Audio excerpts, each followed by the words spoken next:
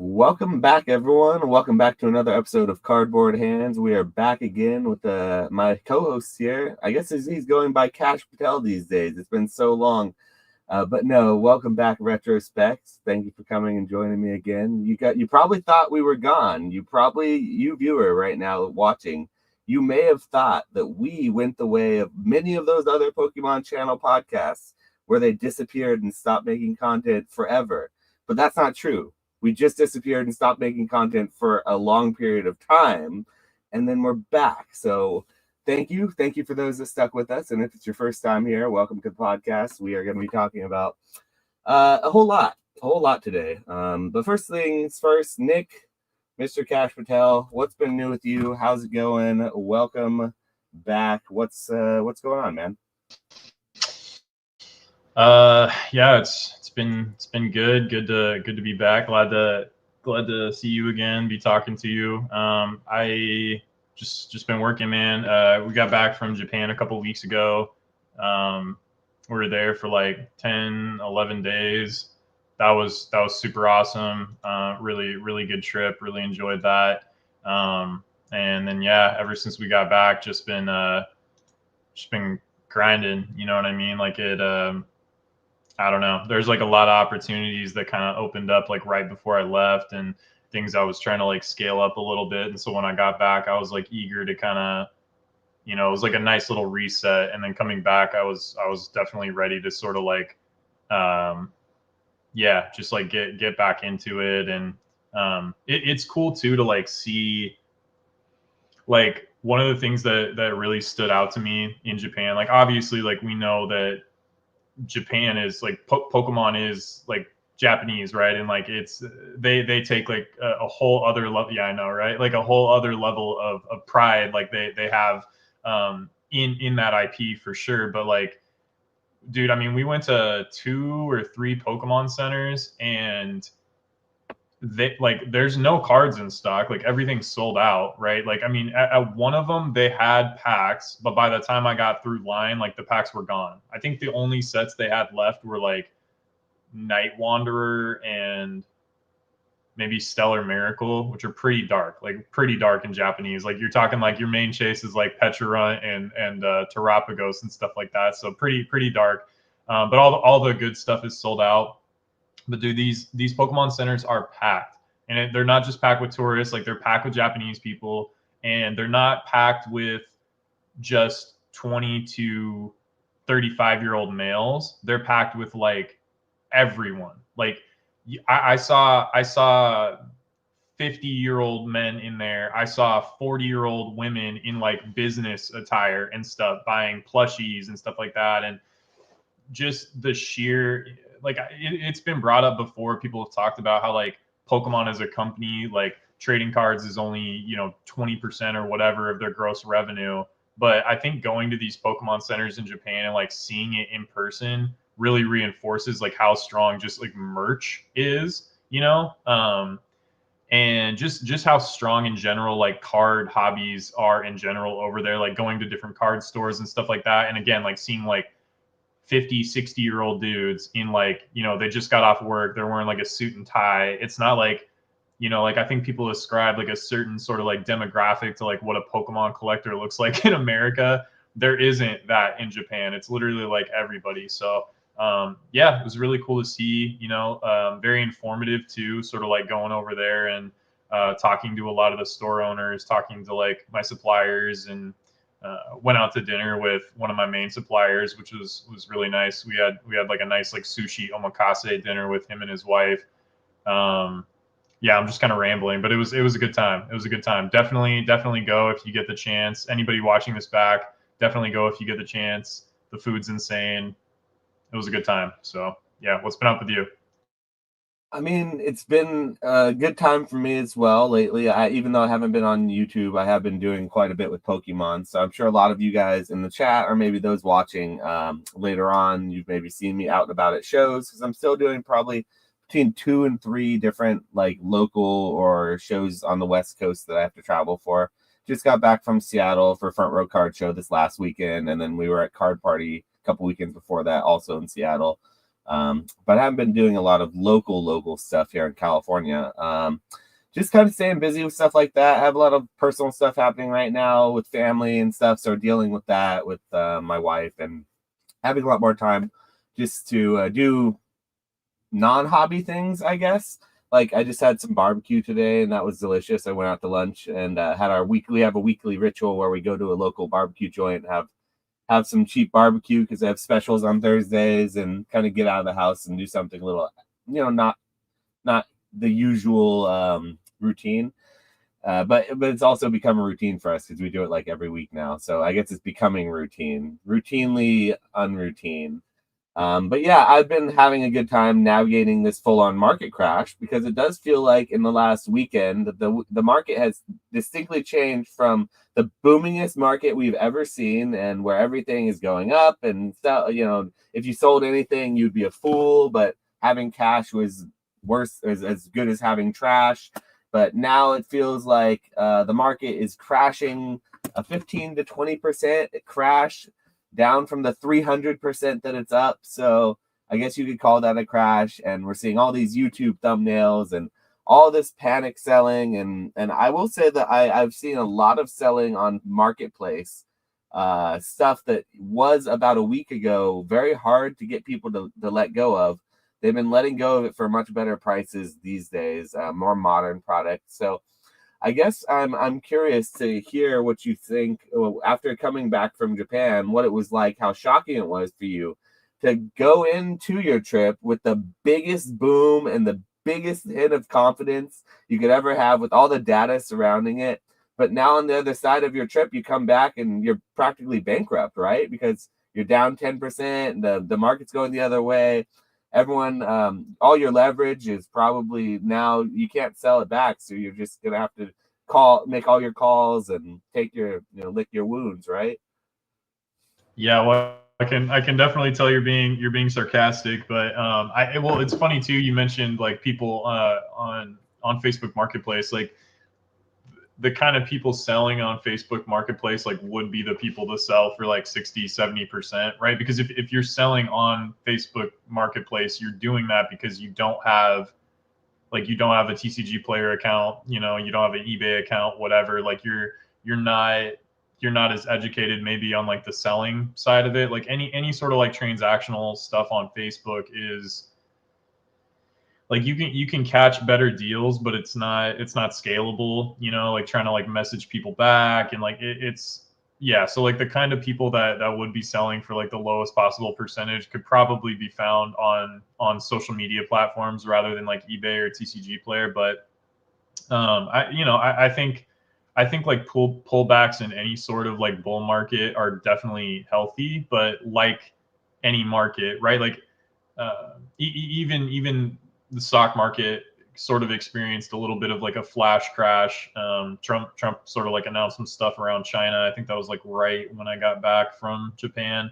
And what ends up happening is like the market reacts to like a piece of news, and let's say like the market was going to sell down 6%. Like what ends up happening is like everything's traded algorithmically, and so like a lot of these funds have stop losses set. So like if the market was supposed to trade down 6%, if they had a stop loss at like 5% and the market trades down 6%, then you have like this cascading effect of like all these robots effectively like trading for these large funds and stuff like that, because they're selling at their stop loss. So if the market was just initially going to trade down like 6% off of whatever, now that like all these people are like getting stopped out, and then not only like that, but then you have people that are like on leverage that also set those stop losses or get like margin called based on like like the terms of like their margin agreement or whatever. So they're forced to sell to basically like cover their butts, and so then that sort of like creates like even more of like a cascading effect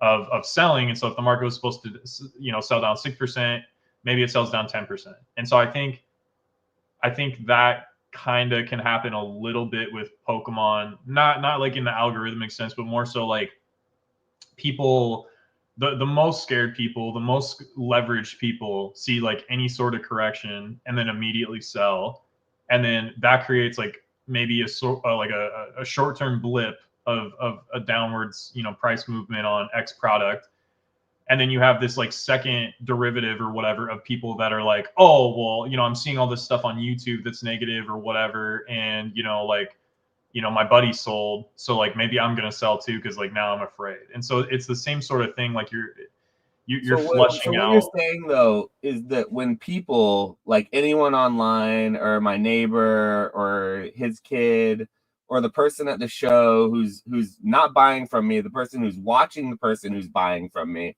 so they don't actually have the money, but they're watching someone with money buy. When that person says that if X gets to X Y price, they'll buy it all. That's a stop loss, right? That's like a Pokemon stop loss. So like No. So when Timmy said that stop loss. Destin Rivals got to $400 a box and he'd buy everything at $400 when it was $500 a box, that means that when Destin Rivals hit 400, Timmy bought everything, right? And that's a stop loss. No. So, a stop loss is the opposite. So like a stop loss is like stopping the loss. So like if you buy a stock or whatever. So Timmy who buys it stops the loss. He stops the blood flow because he buys it all at 400, right? Hold on. Let me explain. So like if you buy the stock at $10 or something and your stop loss is $9, then that means like if the market trades down on that stock to $9, like your account will like immediately trigger like a market sell and you'll sell out of your position at $9 to prevent like with the idea that you're preventing going below or taking more of a loss. Like if it's going to trade all the way down to $8, like at least you're selling at $9. So like people I thought Pokemon doesn't go down. No. Well, this is to me, dude. Yeah, here's have the other you been thing on YouTube the last 6 months? The market is what also. What the fuck are you talking about? I have not been on. I have going down in price. I'm starting to get a little bit angry right now. And when I don't understand something, I get a little angry. I start lashing out, start punching things, and I'm gonna start punching Pokemon YouTubers if they start saying my Pokemon's going down. Are you telling me Pokemon can go down in price, Nick? Are you saying that it's possible?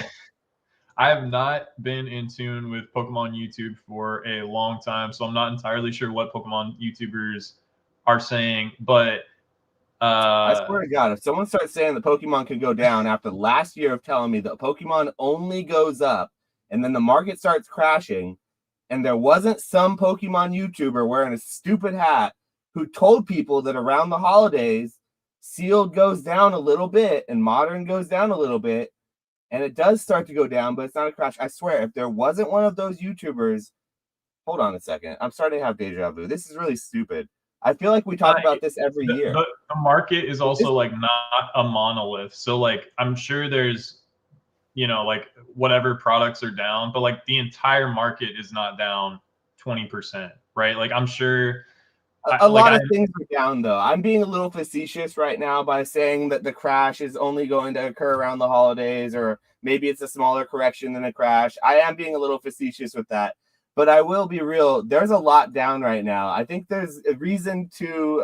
What's actually up, though? What's actually up is Japanese booster boxes. Japanese booster boxes are expensive right now, dude. And like even Inferno X, I'm such an idiot. I got offered it at a really good price before I left, but I didn't want to like order 100 boxes and then like, just have it sitting and come home. Cause like, I figured, it'll probably even out. Cause what Pokemon Japan has been really good at doing for the past few sets is like, they'll release the set and then like 2 to 3 weeks later, they're good about like coming out with like a second sort of wave. And that sort of like evens the price out a little bit.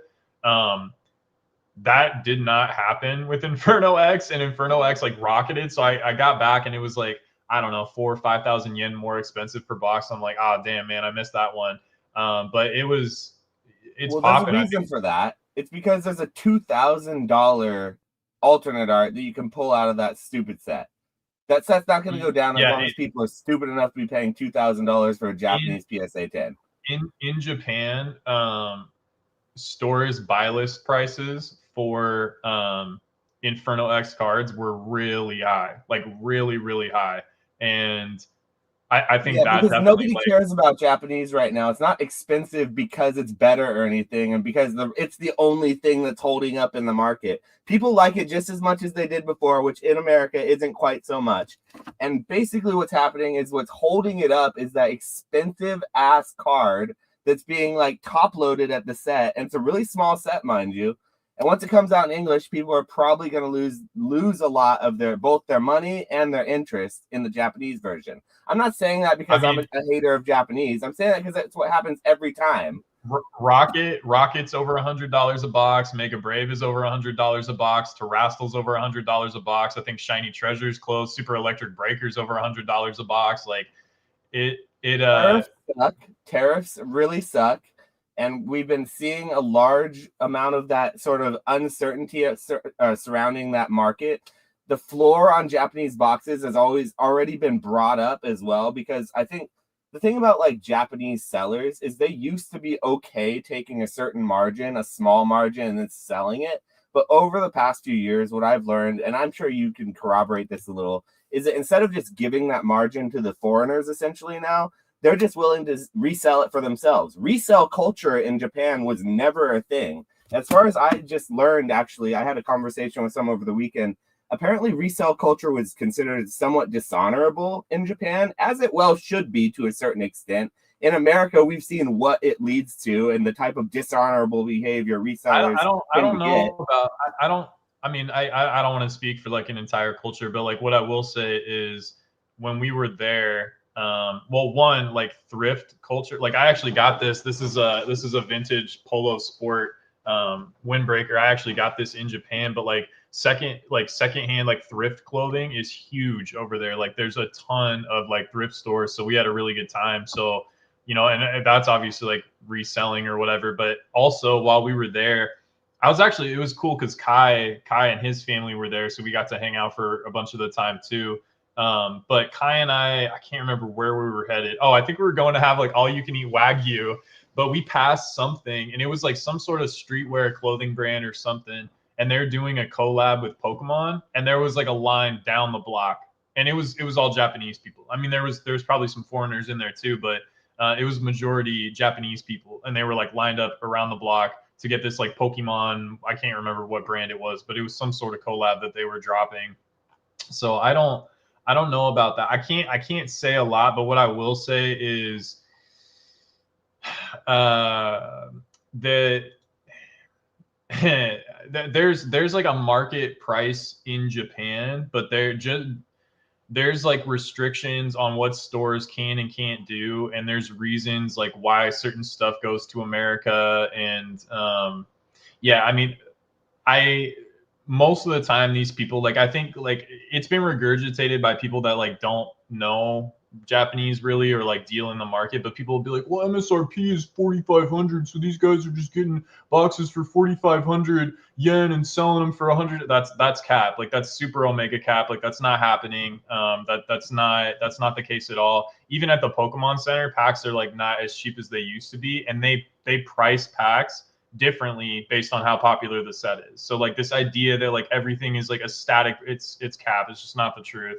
Another thing people say is that like, oh, well, if English goes down, Japanese will follow. They're not tethered in any way. Like English was $80. They're not tethered at all. That was sort of something English, I was going to say, but you beat me to it for sure. I don't think they're tethered. English was $80 a box, and the most dusty sets in the Scarlet and Violet era in Japanese, like Triplet B and Clayburst and Snow Hazard, were like $200-$300 a box, which is like even crazier than what we're seeing now on box prices in a bigger boom now, right? And so like when people say that, like, oh, well, when English goes down, like what are people going to think about Japanese? It's like, well, clearly you don't understand the Japanese market, because when English was down, Japanese was cooking. So they're not tethered. And same thing, like to a more modern, like a recent reference, I think Surging Sparks was one of the boxes that is down like 10 or 20%, right? Super Electric Breaker is up. Paradise Dragona is up. So these English versions of the boxes have come down, and the Japanese versions have gone up. So like it's not a one-to-one. Same thing with Chinese, right? Like you can't say like, oh, if English slows down, people aren't going to do Gem 3. I think my listing on eBay is like $87 a box. People were buying Chinese for what, $30-$40 when like the first Gem set came out. So it's not like that's I think it's important to point out that it's not like a monolith. I'm gonna let you talk. I have another rant I want to go on, but I've been talking for a while, so I'm gonna let you go.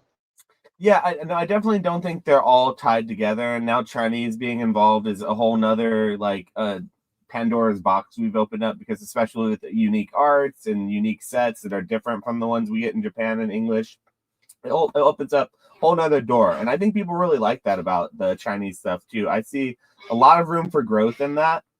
At the same time, I don't know enough about Chinese, how the reprints are going to be, how they print it initially, even how much it costs when it's coming out, because I only see it on the secondary market. Like, I don't know anything about Chinese, so I'm just speaking completely out my ass with that one. So do not take what I say about Chinese with any sort of, like, I won't pretend like I know anything. I don't know much about the Japanese market either. I only really can consistently talk about the English market because I feel like I have a level of expertise there.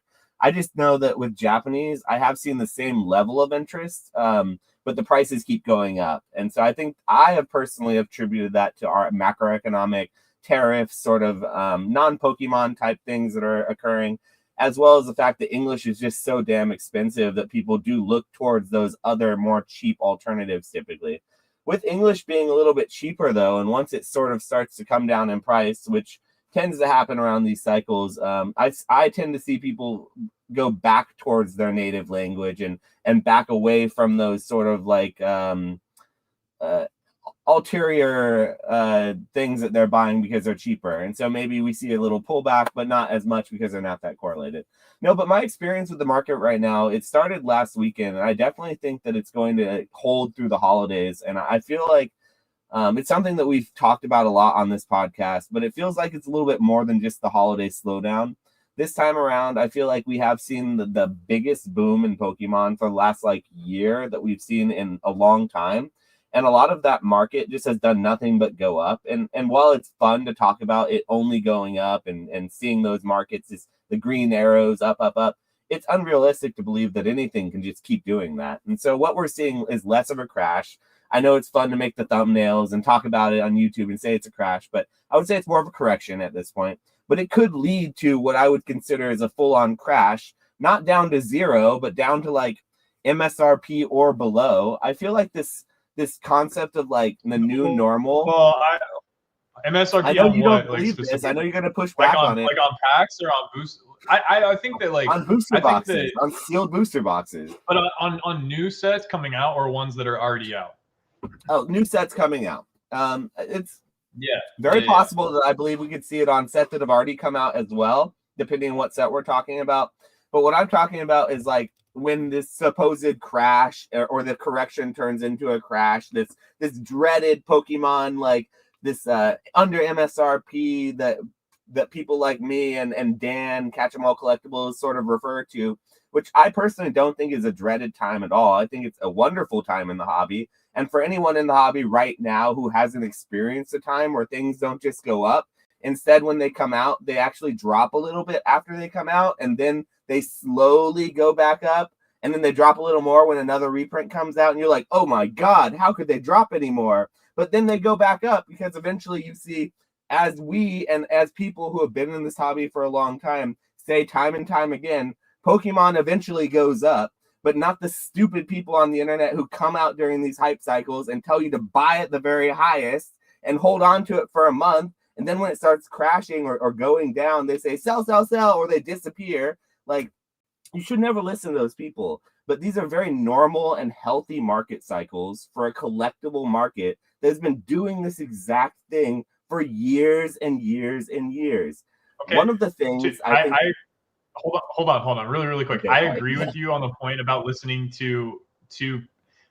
This is not like this might come off like grating or rude or condescending or douchey or whatever, but most of the people making this wasn't always the case. Like when you and I first started doing the podcast, and maybe it's just because like I've personally been contained to like our friend group as far as like people that I would watch in the past, but back then it was different in the sense that a lot of the people making market content were businesses.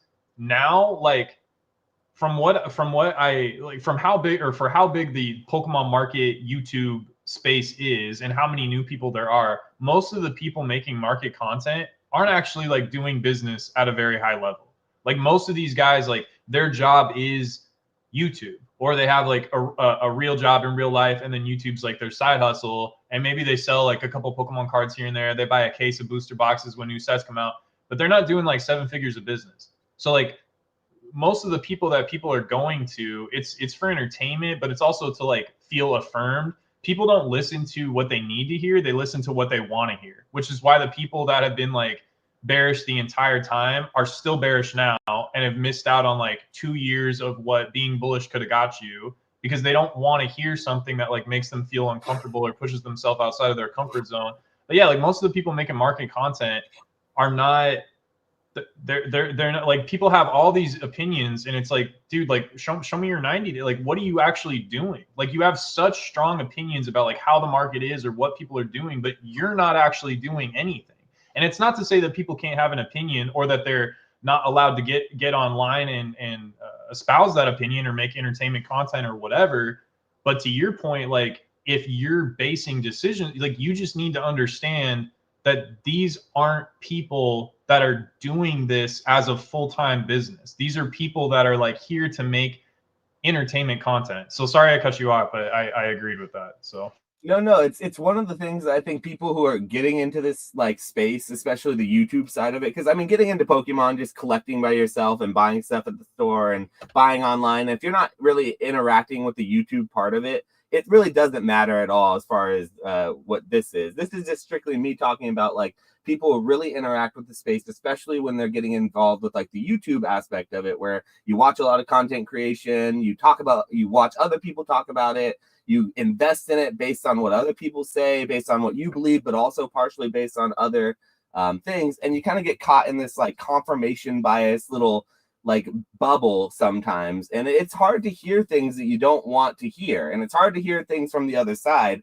You see that not just in Pokemon, you see that in politics, you see it in religion, you see it in literally all aspects of human psychology and life. So it's just a human nature thing.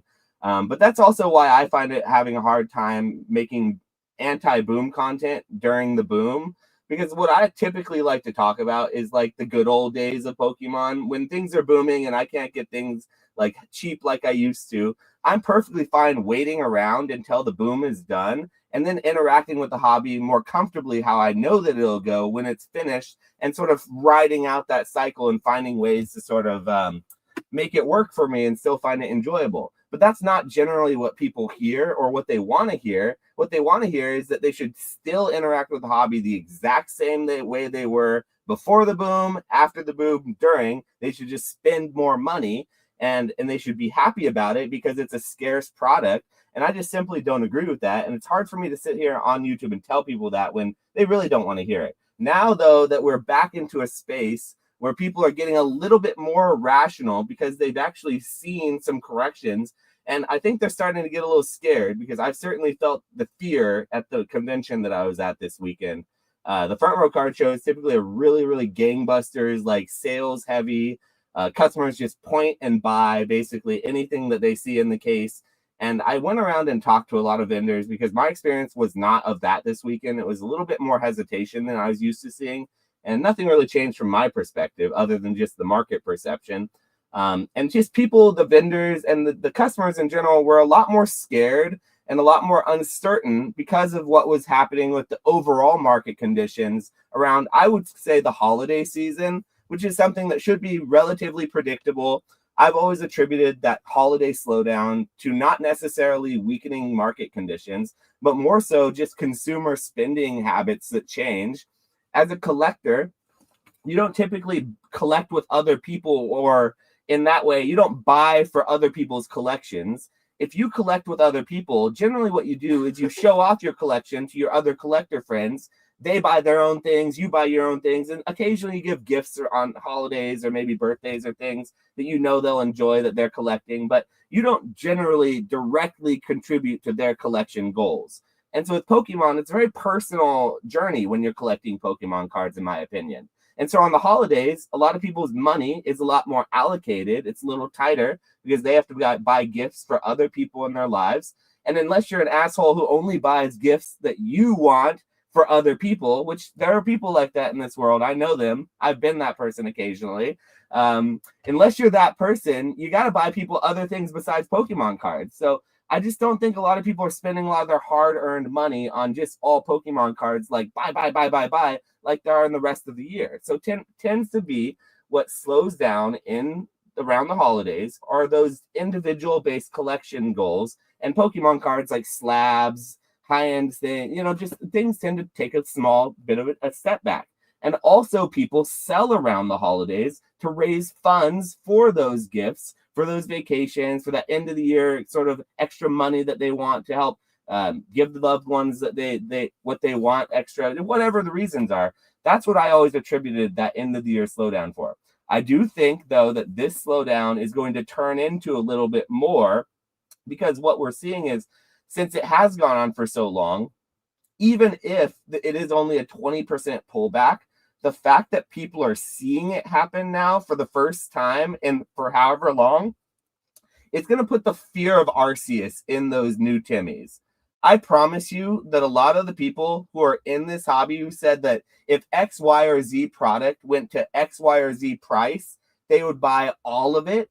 I guarantee you that less than 1% of the people that ever made a statement like that will ever follow through with that statement, even in a small percentage of it. Like, they won't buy all of it, but they won't buy any of it at that point. They'll just keep on not buying until they leave the hobby. And so I do think that this holiday season is going to turn into a little bit more of a panic, because of, like you said, it's going to start sort of a chain reaction process, because someone will sell and then it'll sell a little lower. And the people who are holding a lot of these things in their closet are not well off. I hate to say it, but a lot of the investors of this hobby, they're not taking care of all their buckets before they're getting into Pokemon. All they've seen for the last year or 2 years is Pokemon outperform their 401k. All they've seen are 401k sucks, Pokemon rules, don't invest in this, but invest in this. All this stuff on YouTube is all they've been seeing. And do you think that they're not listening to that? And those are the people that I worry about are going to get crushed the most. And those are the people that I feel bad about abandoning, because we didn't make content for the last 3 months when they needed to hear it most. But we were literally making content leading up to that, saying those exact things. So I guess I can sleep a little bit at night, but I'm sorry. I apologize. If you're listening right now and you blame me for all your problems, I'll take that. Tell me in the comments how I've hurt you in Pokemon. I want to know. Please tell me. I Hey man, apologize. I accept it. I was doing my part. I had McDonald's Pikachu packs available for like $15 a pop, so you could have made some pretty good money. But no, okay. So a few things. One, this just Chat GPT, so take it with a grain of salt. But like while you were talking about things being slower and people maybe being like a little more like fearful or not like instantly spending, the government shut down right now and a lot of people aren't receiving paychecks. So I wanted to like quantify like what that looked like. Again, this is Chat GPT, but between like state, local government, and military, it looks like basically 15% of the country is a government, or 15% of employed Americans work for the government. So effectively like 15% of the country is not receiving a paycheck right now, which is not an insignificant amount, right? And then there's like the knock-on effect of like what that does to your family and all that sort of stuff. So that's one thing. Two, to your point about like new people seeing like the first sort of like drawdown or decline that they've ever seen.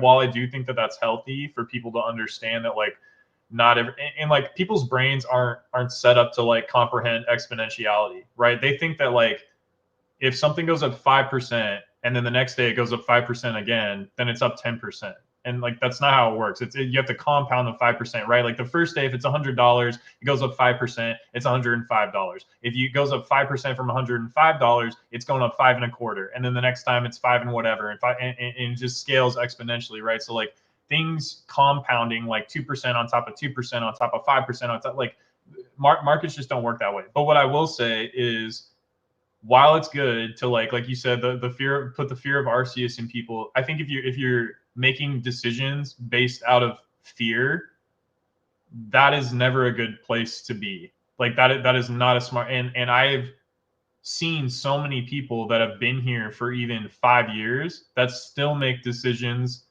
out of places of fear, and they've done nothing but be fearful and cautious for 5 years. And I think that if you want to be really effective in this market and you want to get to the next level and continually compound yourself, compound your business, your collection, whatever your goal is, you need to be able to understand when to make smart consolidations and when to ride the trend. And if you've been fighting the trend for the past 2 years, you've lost out on insane gains. And a lot of that, again, goes back to like making decisions out of fear. And so I think that like, while it's good to be cautious, being cautious is not the same thing as being like fearful. So and again, on the downside, if you're selling because you're scared, like that's also not like a great thing to be doing, right? Like, because then like, what was your conviction to begin with? Like, why were you getting into it? Things like that. I think I don't necessarily think that like most people investing are like broke or on leverage or whatever. But what I do think is that there are a decent amount of people that probably make like 50, 60 grand a year before taxes and have like 100K on like a collector app or something like that. And so they see their collector app go to 6 figures, and that's more money than they make in a year. And these YouTubers who are, not not even doing 6 figures worth of business are telling them like, hey, like the market is crashing, everything's going to zero, blah blah blah. These people panic sell rather than like making smart decisions, adjusting their spending habits and continuing to hold on to historically appreciating assets. And I remember a long time ago, I can't remember, I don't know, I think it might have been Pokemon Wonder actually, but Charlie was on there and he said something to the effect of like he was getting evicted or something, and like he sold his couch and didn't sell his Pokemon cards, and people dragged him for that. They're like, oh, like dude, like if you don't even have any furniture in your house but you're keeping your Pokemon cards. And like, but the point he was trying to make is that like poor people tend to sell their like most prized assets first, and then that like keeps them poor. They I don't know if this is like making sense, but like point being, he's like, yeah, you sell your couch, like you experience a little of like discomfort, but like ultimately, like look what happened by him holding on to his Pokemon cards, and like now obviously he's like one of the most successful business people in the hobby. And so I think, and I'm not telling people that need the money financially to not sell, but I guess what I'm saying is like you maybe shouldn't have been investing in the first place if like at the first sign of any sort of correction, like you needed to sell or it was going to like financially ruin you type deal. I think if you set yourself up to be in a position to like hold long term, then like this is all just noise to you, and it shouldn't really matter.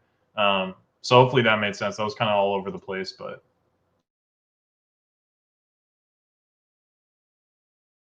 one of the only good things I feel like is ever to be drawn out of most of these like Disney cartoon movies, these old school, like corny sort of like children's movies, is typically the message. And oftentimes the message is something really, really basic, but really, really important that we as adults still don't learn until way later on in life, even though we watch these movies over and over and over. And it's always just something like be yourself.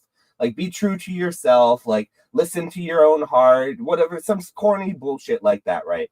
But honestly, with Pokemon, one of the only things that I attribute my success to was in my early 30s, was like when I first started getting back into Pokemon. I started like really getting into it again, but I was sort of like not excited about it to like brag to my other coworkers, friends who weren't into Pokemon. I was sort of alone about it, but I was very private about it because I was not necessarily ashamed, but I certainly wasn't bragging about it. But I started getting more and more comfortable with talking about it, with investing in it, with purchasing it, with even telling my friends about it to a certain extent. The more that I did it, and the more that I did it and stopped listening to that little voice in my head that said, you should be ashamed of this, you shouldn't be into this, you should be hiding it, anything like that. And the more that I got confident listening to just what I wanted to do, not what other people, society, or what anything else was telling me, the better I started doing in Pokemon, the better decisions I started making. And I also noticed that as I started getting more into Pokemon, the more that I started listening to other people on the converse side, the less I stopped listening to what I liked, I started listening to what other people said was a good decision, or other people liked, and started making financial decisions based on like this card that this YouTuber said was going to go up. The worse I did. And it all came down to this weird, corny thought that like you really do have to try to understand why you're doing things. And if you can understand why you're doing things and be at least confident in them, to believe in yourself, you don't need to listen to anything else. It's all just noise at that point. If you're confident in Pokemon, you really believe in what you're doing. You believe in, say, if Pokemon's the example we're using. If everyone else in the world is saying it's a bad investment, but you truly believe in it, it really shouldn't matter what the price is, what what everyone else is saying, or what anything is. You should sell your couch. You should go, sell everything but your Pokemon cards if that's what you really believe. But it's really, really hard to really go in and believe that and live those ideals. So it's hard to not, keep your couch, or I mean, it's hard to keep your Pokemon cards and not sell the couch, when you're in that position. So most people are going to sell the Pokemon cards and keep the couch. But apparently, if you really believe in something, if you're right, you can be really rich. I don't think that's a good decision. I don't think that's a smart way to live. Even if he was right in the end, I believe that, even though Charlie's a smart guy, he probably should have sold the Pokemon cards, and he probably should have kept the couch just in case Pokemon didn't boom in the future. I would still say that he didn't have a crystal ball, but he ended up being right. So, of course, when you're right, you're right. But the point is, though, I do think that you're correct, that it shouldn't matter to a certain extent. If you're investing in something, you shouldn't listen to other people. But what other people say does matter to a certain extent. And when enough people like Pokemon, it gets big enough. Like when Charlie was thinking about not selling his couch, it was probably a trophy Pikachu that he was going to keep. Now, what we're talking about, when someone needs to sell their couch or keep Pokemon cards, we're talking about like 2 UPCs. They've got 2 Mew 151 UPCs, or they can keep their couch.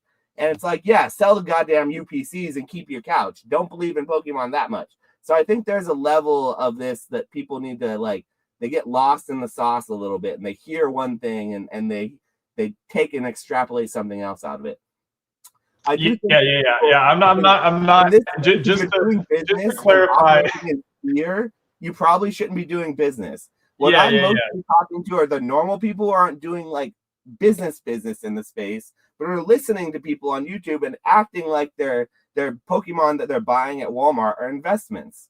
These are the people who need to hear this the most, not the people like Charlie who have already made millions of dollars. You know what I mean? I'm talking to people who are literally sitting on 5 Pokemon 151 UPCs, 3 Surging Sparks ETBs, a few Costco 10s.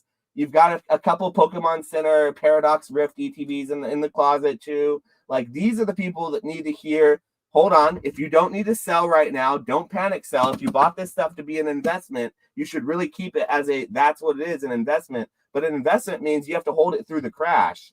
You don't sell it on the way down or when it's lower than when you bought it. But most of these people aren't going to hear that. They're just going to sell it and get out of here. So, yeah.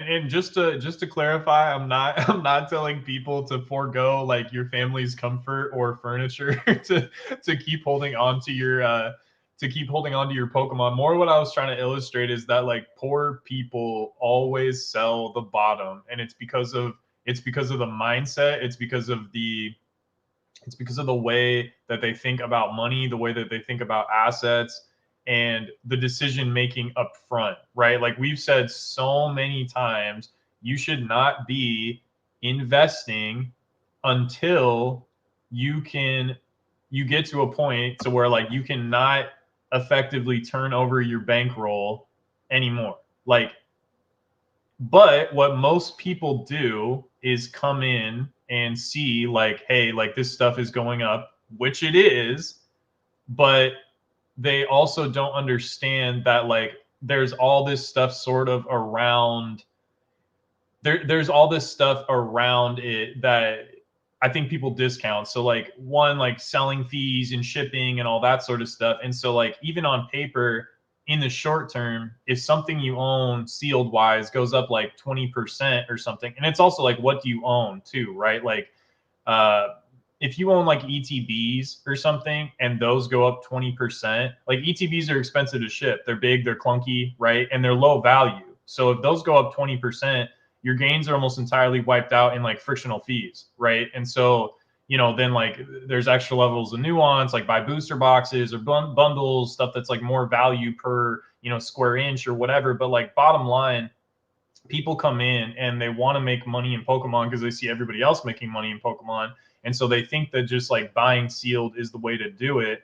I think it's kind of the reverse. Like, I think you should build up like yourself on selling platforms and have all that stuff going, and then be turning your bankroll over consistently. And then when you get to the point to where you need places to stick money that aren't cash and it's, business wise, that's when you like start investing. Like that's when you start buying. Like, do you think, like, I'm sure, I mean, I've talked to him a couple of times on the phone recently, but like we haven't really talked about, I would go out on a limb and say that like Dan is not concerned. I am not concerned. Oh, no. Rusty, not concerned. No, but people like us should be excited. And that's why you see me come back with this level of fire in me that you haven't seen. The last 2 podcasts we've made have been during the boom, and you just see me beaten down and broken by this godforsaken, this constant, like, this outer noise of just people who don't know what they're talking about, yelling and screaming at me that their product's only going up. And I'm like, dude, I don't care about your product.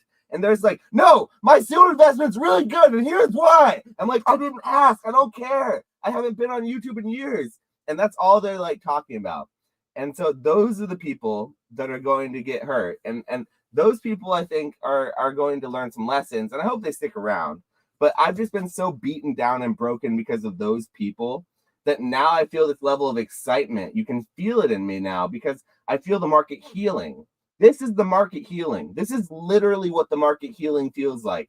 This level of uncertainty, this little tiny bit of drop, the thought that maybe Phantasmal Flames will actually be less than what it's pre-ordering for, that not the guarantee. Now, mind you, there's no guarantees, but the possibility.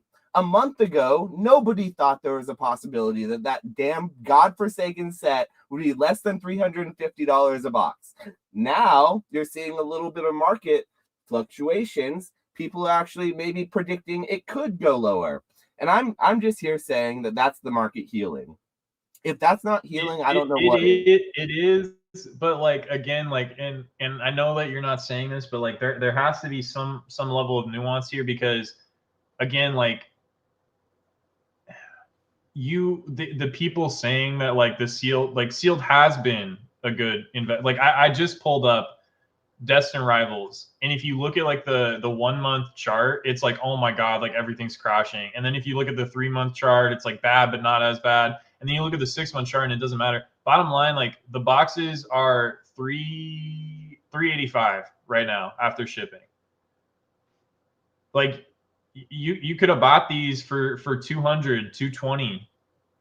It was a good investment.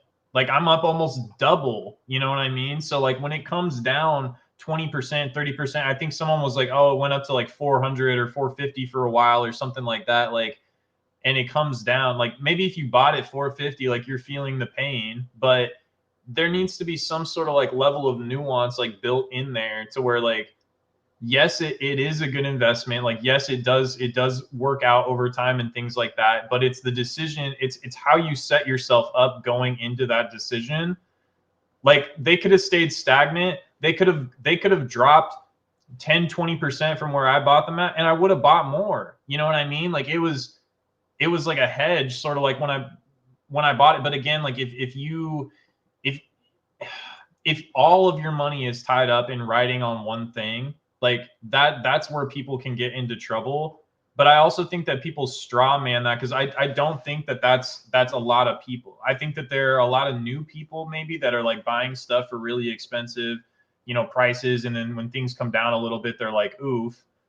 But I don't think that that's like 50% of the hobby, and I don't think that that's like 50% of people investing. Like most people spending money, like consumption has always been the top 10, 20% of income earners, like have always accounted for 50 to 80% or whatever the spending. And the same is true here. So like, while I don't think that like, everybody that says like, oh, if it drops to this price, I'm going to buy everything, I do genuinely believe that there's a lot more people that are a lot better capitalized now. You have to think too, the people going into the 2021 boom, it was such a concentrated group of people that saw like life-changing money.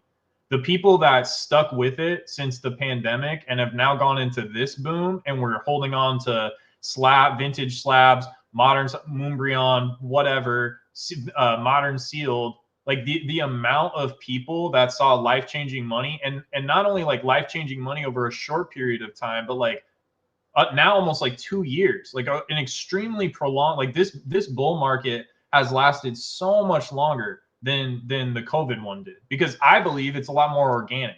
I believe that it's like it's institutional money. It's a function of like, you know, M2 global money supply and like overall liquidity. It's a function of like the stock, like, you know, F of X, like X is literally any risk asset, and it's going up and it's doing well for people and it's making people money. Interest rates are at such a high percent that now like people that are doing well, that already account for such a majority of the spending and consumption in this country, in the world.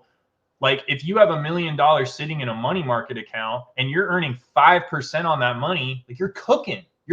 Like interest rates going up, people think that that's like, you know, not solid, but that creates like this guy I listened to, Josh, he calls it like the wealth effect. And it's exactly what it sounds like. People that are already wealthy have cash just sitting there uninvested. Not only are their investments appreciating, but then your cash is earning 4.5%, 5%.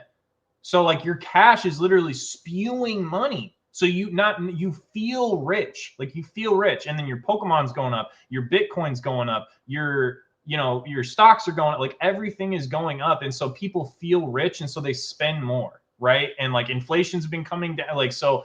I think it's all a function of that,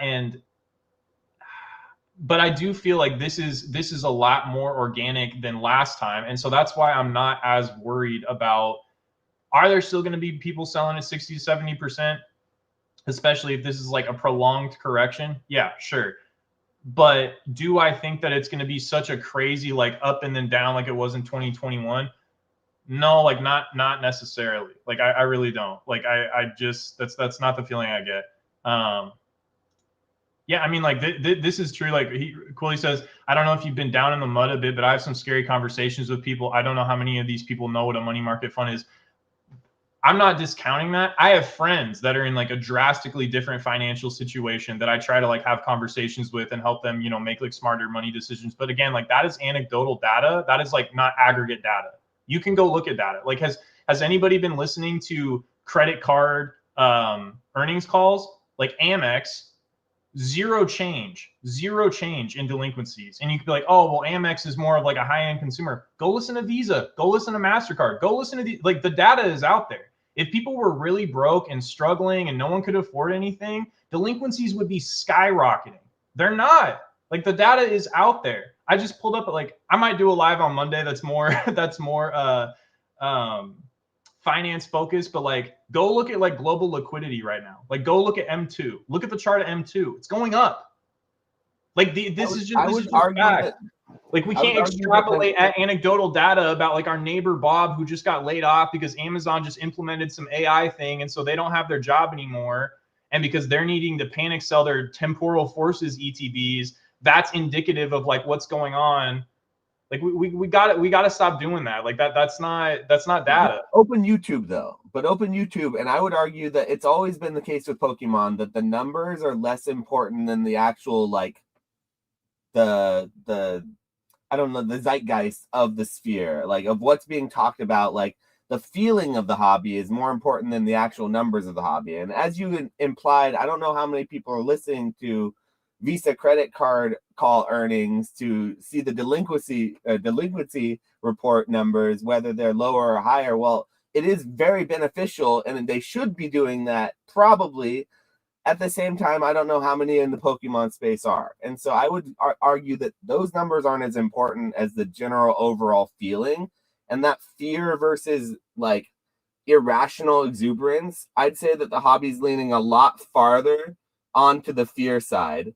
And so essentially speaking, I would think that, yes, if you did what we were talking about earlier, you completely listened to your own mind. You didn't listen to anyone else's opinion. You made all your own decisions. you made them based on facts and numbers and based on all this good stuff that you should be doing, you'll probably do a lot better. But I just don't think that's the reality. I think a lot of people are doing a lot of this being just off the cuff. You know what I mean? They see the Van Gogh Pikachu goes up to 2,000, they buy 10 more and they grade them and sell them. Doesn't matter if there's 50,000 of them in the pop report and there's going to be 60,000 next week. It just keeps going up, baby. Same thing that Burger Chew. It's like, it's a non-hollow Japanese card. You get one in every single McDonald's. Burger Chew came down a little bit. I'm just saying, like, there's all these great things that people just see that, like, the numbers don't matter for. If you were to extrapolate, like, market cap and all this kind of jargon from it, it would mean a totally different thing if it was in the stock market as is the Pokemon market. So I've always believed that the overall, like, the feeling of the hobby that people have is more important than the actual numbers being thrown around. Like, I don't think we need to know the actual print numbers. If we knew the actual print numbers of even Moonbryon, I don't think it would change a damn thing about the price of it. Okay, but here's what the reason I brought up, like, that why the data is important. Like, fear sells. If you go on, like, financial media, it's almost always negative. And like I listen to these guys that are traders and they make a joke about, like, oh, The Economist, which is like a, a financial, it's like Financial Time, basically, like Time magazine. It's like the financial version of that, right? The Economist. And, like, they always put out, like, some big crazy, like, oh my God, like, the empire is crumbling, like, America's the new, like, that kind of stuff. And then meanwhile, like, gold rips to new highs, the S&P rips to new highs, Dow Jones rips to new highs. And so that's what I'm saying with Pokemon is, like, people will say, like, they can say whatever they want, but what it's actually happening under the hood is not reflective of, like, what people are saying on YouTube. And to the point I made earlier, like, not trying to sound like a turd or whatever. Yeah, feelings over, yeah, for sure. But, like, the people making the content are making the content for entertainment. But, like, people actually doing business see what is actually going on. If things were actually slowing down, I would tell you, right? Like, I would say, hey, like, I know everybody is saying this, but I'm also seeing that things are slowing down. I'm here to tell you, things are slowing down. Because you went to one card show. You went to one card show during a government shutdown when no one's receiving a paycheck. During the holiday season, which is totally predictable, when things are supposed to sort of pull back a little bit, and it happens. Absolutely. I'm here to say that the thing that's 100% predictable that we've been calling at a new generation, oh, wait, a new set just came out in a new generation. What happens? It pulls back a little bit. Holy crap. It's like someone didn't predict this bullshit. Oh, yeah. So I'm going to take my flowers there because I was right 100%. Now, I might have thought it was going to be a little bit lower than it is now, but it still has time to get there, okay?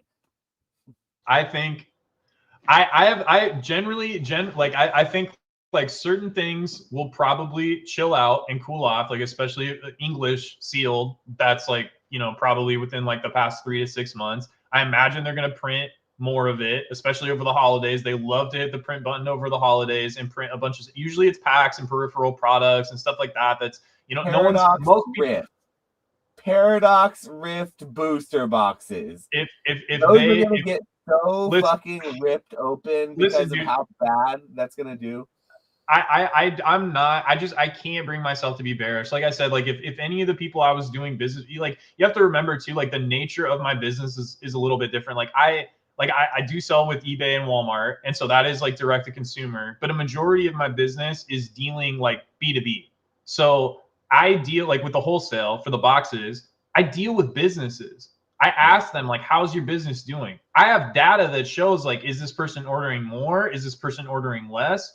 Right. And then when I deal with streamers, like, I get data from them. I'm like, okay, well, are you ordering more? Are you ordering less? How's things going on your streams? And so, like, when I see this sort of, like, back end data that's at, like, at some of the people, like, that are very high end on, like, whatnot and things like that, it's like, that to me would be the first canary in the coal mine. Like, if things were actually slowing down, I imagine the demographic of people on, and I know there's whales and stuff that love to gamble on, like, the streams and stuff like that, but I imagine the demographic of people in live streams is probably on the lower end of the income spectrum. And if things were really bad, or if people didn't have money to spend on Pokemon, or weren't having fun, or the market was cooling off, or whatever, that would probably be the first thing to get hit. and I would be like getting less orders and things would be slowing. And that's just like that's just not the case. I think right now, like I haven't looked across like every single set, but like if Sword and Shield is down 20%, this is probably like the best buying opportunity you're gonna get like ever. Like I just like that. That's just my general feeling. Like it really is. Like you should be excited good right now. Absolutely. That is what I've been saying this whole time, is if you're actually in this hobby, if you've been in this hobby for a while, if you've been sitting on the sidelines and you've been at least a little bit frustrated by not being able to get product, or if you've been frustrated that things are really only going up, you should really, really be watching right now, and maybe listening to the market to a certain extent, but more watching and making your own price decisions, not based on what other people say, but based on what you in your own head have decided. Like, if this card gets to this price, I would buy it. Not in a crazy market, but in any market, like in a down market, at what price point do you like certain products? Because I do believe, and this is maybe a hot take, especially coming across from one of the most bullish people in the hobby, I do believe you're going to get a chance to buy booster boxes at below MSRP again. I think that the distributors will have to start selling them, maybe not all at once. You're not going to get Destin Rivals right away at $101.56 or whatever.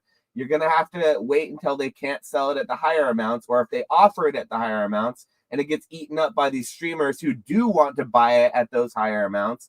And so you may never see these better sets at that lower price point, or any of these sets at Scarlet and Violet. Hell, maybe even not Paradox Rift. In my opinion, one of the worst Scarlet and Violet sets, or that, or like Shrouded Fable, but it's a toss-up. You might not even see that lower than MSRP again, but I do think there's a good chance of that.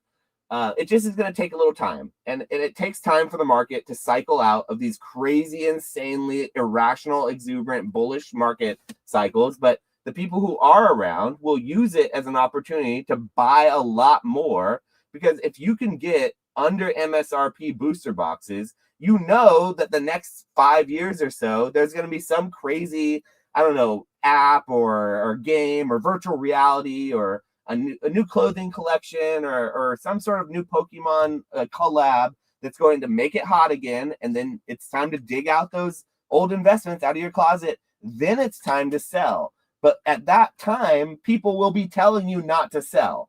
They'll be calling you a genius for having that in your closet for so long. They'll be saying that you only make right decisions, and you're going to be so up, it won't matter. Why would you take your profits when you're already up so much? You might as well just wait longer. And they're going to tell you to wait and wait and wait, and it's never right to sell. I think there's always a time and a place to take in some of those profits, turn them into maybe more Pokemon. You could buy it, turn it around, and put it into the market again. But I've always been a proponent of taking your investments, especially in a collectible, where you're not guaranteed anything at any point. I'm looking at you, Counter-Strike. I'm looking at you, the skins market. Literally, Pokemon could go back and reprint Hidden Fates if they wanted to. They could reprint Shining Legends if they wanted to. They're not. But why did Counter-Strike just go up and change the whole skin market and pull the rug out of all those like investor bros that do the NFTs, essentially the video game NFTs? And if you don't know what I'm talking about, essentially there's a crypto crash that happened recently that was associated with Counter-Strike. You could buy and sell stupid like skins for knives and gloves on Counter-Strike. Even people who didn't play the game did this, and you could invest in them. And for the longest time, it was one of the safest and most speculative markets in the entire video game industry. People love that shit.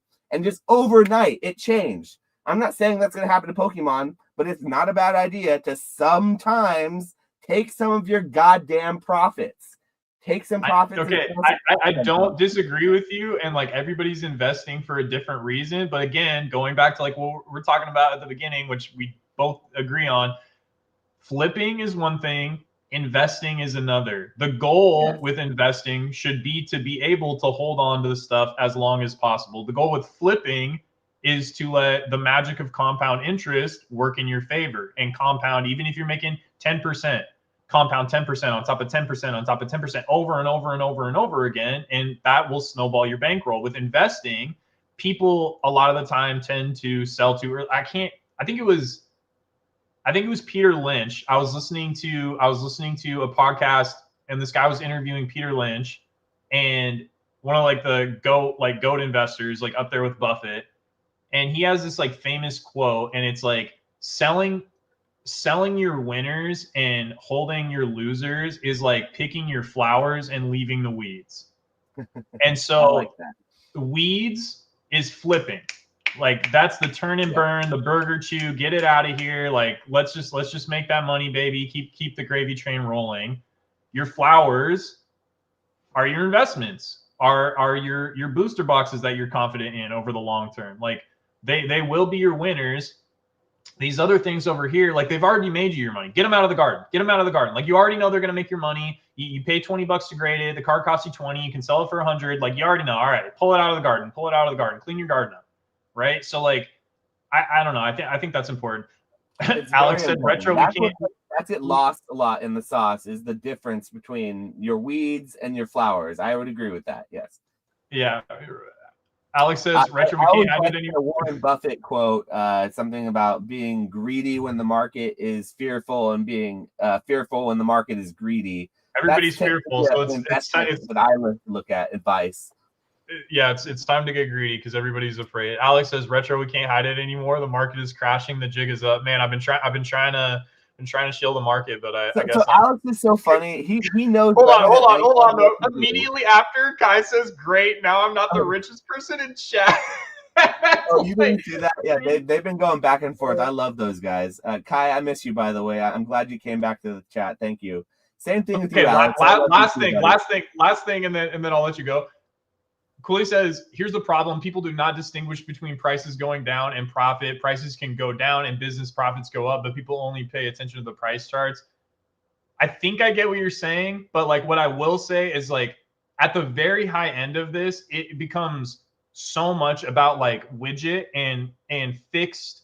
You have fixed inputs, like fixed overhead, right? So like if prices come to, and also like, a lot of these people are doing, bulk slabs, right? It's not like majority of what people are doing is not pack breaks. Like pack breaks are like fixed margin already built in, unless you're auctioning, which I don't know why you would be. But a lot of this stuff has fixed inputs, and then they're auctioning on the other end. So prices are coming down on graded. And then here's the other thing with graded. Graded prices tend to contract and spike a lot more dramatically and a lot quicker than the raw price adjusts of the card. So if you have a fixed input of your grading cost or whatever, and overhead and supplies and employees and all that stuff, and the graded prices generally are coming down, you're not making more money, right? Like you're not actually. So I guess it just depends on how your business is set up. Someone like James might be different, but I guess like the businesses that I'm talking about, if prices do correct, like margins will shrink because, fixed input price, basically, like it costs more to create the widget. So if the price of the widget goes down on the secondary market, or you're not getting the same auction prices as you were before, you're not making as much profit. So anyways. So to put a nice little bow on this, I know that we're going to both feel differently about it at the end of this little section, but I want to hear your take on what happens after January. Because I think we're both in agreement that the market's just dipping a little bit right now, and it's probably going to do something come January, whether it be go either down farther or go up more. But what would your predictions be leading out of the holidays before we move on to the next? I mean, again, like the market is not a monolith. I agree with you that like Pokemon is slowly inching, English Pokemon at least. Like I have no idea what's going to happen with Japanese and Chinese, but English Pokemon definitely seems to be inching their way towards bringing things at release down to cheaper prices. Like I don't think that's going to happen with Phantasmal. I think if they release like a Rayquaza set, I think it's going to go nuts. I think Mega Dream comes out here pretty soon. In Japan, that's a specialty set. It's a holiday set. People are already liking the megas. I imagine like that's going to come out in early January in English. That's going to go bonkers. I think a lot of it will depend. Like again, I think sealed could come out the gate and be cheaper. I think booster boxes could come out the gate and be like 175 to 225, maybe 225 on like a really good set, and like an set is like 175, which I think is what MSRP is. But I don't see liquidity contracting really. I don't think it would be this strong going into the end of the. Here's the other thing that happens, and again, like I don't hate. I like to bring stuff back to financial markets, but like in bull markets like this, a lot of managers tend to performance chase into the end of the year. Meaning, if the market is doing good and you don't have your clients exposed to the market and they're watching you leave their money on the sidelines while all their friends are bragging at the Sunday poker night that they're making all this money and that their financial advisor is killing it, and your money is sitting in cash earning 4% at 3.5% now because they just cut rates again. But managers have career risk to performance chase, and so a lot of the time it's this like self fulfilling prophecy towards the end of the year. They call it like a Santa Claus rally, but people performance chase and they start investing towards the end of the year because they want to clip whatever gains they can get. So that pushes the market up. People make more money, blah, blah, blah, whatever. I don't know. Like I don't see liquidity coming down, even if prices come down. And we're going into the 30th year anniversary, which I know like the other side loves to take this like galaxy brain take of like, well, everybody's expecting the 30th anniversary to be good, so it's not going to be good. It's like, dude, don't get too cute with it. Those are probably the same people that didn't buy McDonald's Pikachu for $15 because they thought it was too expensive, and they're like, it's a non-holo, they're going to print so many of these, and missed out on like tons and tons of money. Like sometimes the trend is your friend. Like stop fighting the trend. So that's where I'm at with it. Like I'm still bullish. But like I could see English getting cheaper at release. So I don't know. Maybe hopefully that's like an in the middle sort of take. What do you think? I think we're going to see under MSRP boxes after January for the first time this hobby's seen in over a year? Has it been a year since we've seen booster boxes come out and then be less than what they came out for? I think it was Surging Sparks was the first one that actually was above the MSRP when it was pre-ordering, because it started below and then it ended above. And Surging Sparks came out roughly about a year ago, I think. So yeah, I think what we're going to see is the cycle complete itself, just like predicted. Like I predicted almost a solid year ago, that the very beginning set of the new generation. And we're about one set off. It's actually the second set that this is starting to show. The Charizard set that seems to be showing the weakness, not the Mega Evolution set. And is it? What is it pre-order? Hold on, I gotta fact check that. What is Phantasmal Flames? Higher than MSRP doesn't mean that it's strong. It's been $350 ever since it was dropped. So if it's still $350 or less, I'd call that weakness. It's a Charizard set. It's $310 and oh my gosh, it's a lot less. $310? $40 off of $350. So what's 40 off of? That's like a solid percentage drop. And it hasn't even come out yet, Nick. It hasn't even come out yet. $300 though is pretty expensive, dog. Like $300 is pretty expensive. What did Mega Evolution come out? But it was $350 the second it got dropped on the Pokemon Center for pre-orders, and it was $350, and it was $400 after that when people are overpaying from like good sources that they trust to not cancel their order. I can't roll my eyes back farther in my head. I don't know. I mean, $300 a box still seems pretty strong to me, but we'll see. The one thing I will say though, if they're gonna sound really strong, but when you say literally 2 weeks ago it was $350 and the set hasn't even released, what does that make you think will happen in a slightly weaker market when people actually get it in hand and can sell it? Because the only ones that can sell it right now are stores that have pre-orders. Regular stores that are non-brick and mortar stores can't even list it on there right now. I don't know. Market, like, I would say that's irrational and that's stupid. And a year ago, you would have said that was stupid too. But because we just went through the craziest boom, and there's people in this market who think that 300 is a good deal on a box, they're gonna rationalize in their head that buying a box at $300 because it dropped $40 from its high is a good deal. They're gonna think it's an opportunity here. I think the opportunity is that box has still a lot of room to go down.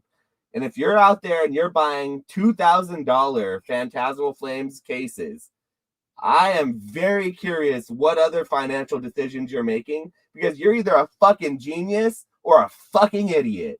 Not All right, anywhere well, in between. I'm sorry. Winona, if you're in the chat and you want to sell your Phantasmal Flames allocation, depending on price, I may be a buyer. But here's what I will For say: $2,000 a if box. no, Or a not for case, I'm $2,000 sorry. a box, not for $2,000 a box or a That's case. Here's what I 300 a will box, say Nick. though: That's $10 less if than market. Are you trying to lowball? What's if going on? Do you not believe in this market? I think Your your math's off a Crowdonomics little is going bit to be there. But really, really hold disappointed on, in you. All right. hold on, hold on, hold on. If they're gonna print anything like insane, it's going to be the 30th anniversary set. Like they printed so much of Celebrations. Like Celebrations was very readily available. Maybe not like the UPCs and stuff like that, but packs. Like packs were like fairly accessible. And when you zoom out a little bit and think about like, because people are so like, oh, Pokemon needs to do this for me because like I feel this way about prices or whatever.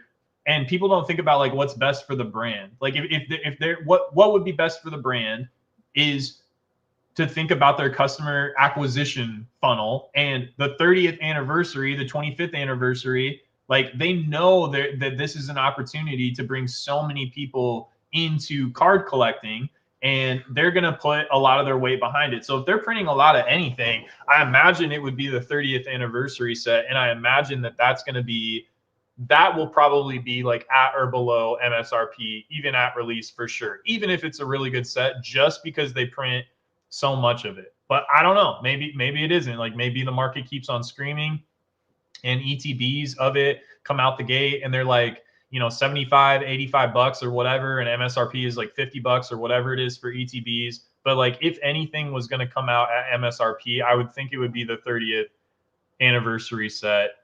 I don't know, man. Like there's so many strong like mega Pokemon left for them to put in a set. We still don't have Gengar. The specialty set is going to be nuts. That's going to be like, probably really difficult to get. Like, I mean, it's so far out, like it's speculation. No one has any numbers, but like, and I don't even think we have any leaks from Mega Dream yet, but like that is going to end the year so crazy. And yeah, I don't know, man. Like I'm not too worried about it. I'm really not. Like I think, yeah, I think people are really liking the mega stuff, and I think it's going to stay strong for a while. But I also think like you need to have a long-term mindset with anything. And if you're looking for like a good opportunity, like when stuff does start dipping to MSRP or below MSRP or whatever, I mean, Kai like made a joke. Where was it? If Fantastic Flames UPCs drop to 65, I'm going to get scared and not buy any at all, which is funny. But like that's what a lot of people will do. Like they'll see a good product with like Mega Charizard on the front and see that market sentiment is like max bearish and then not buy.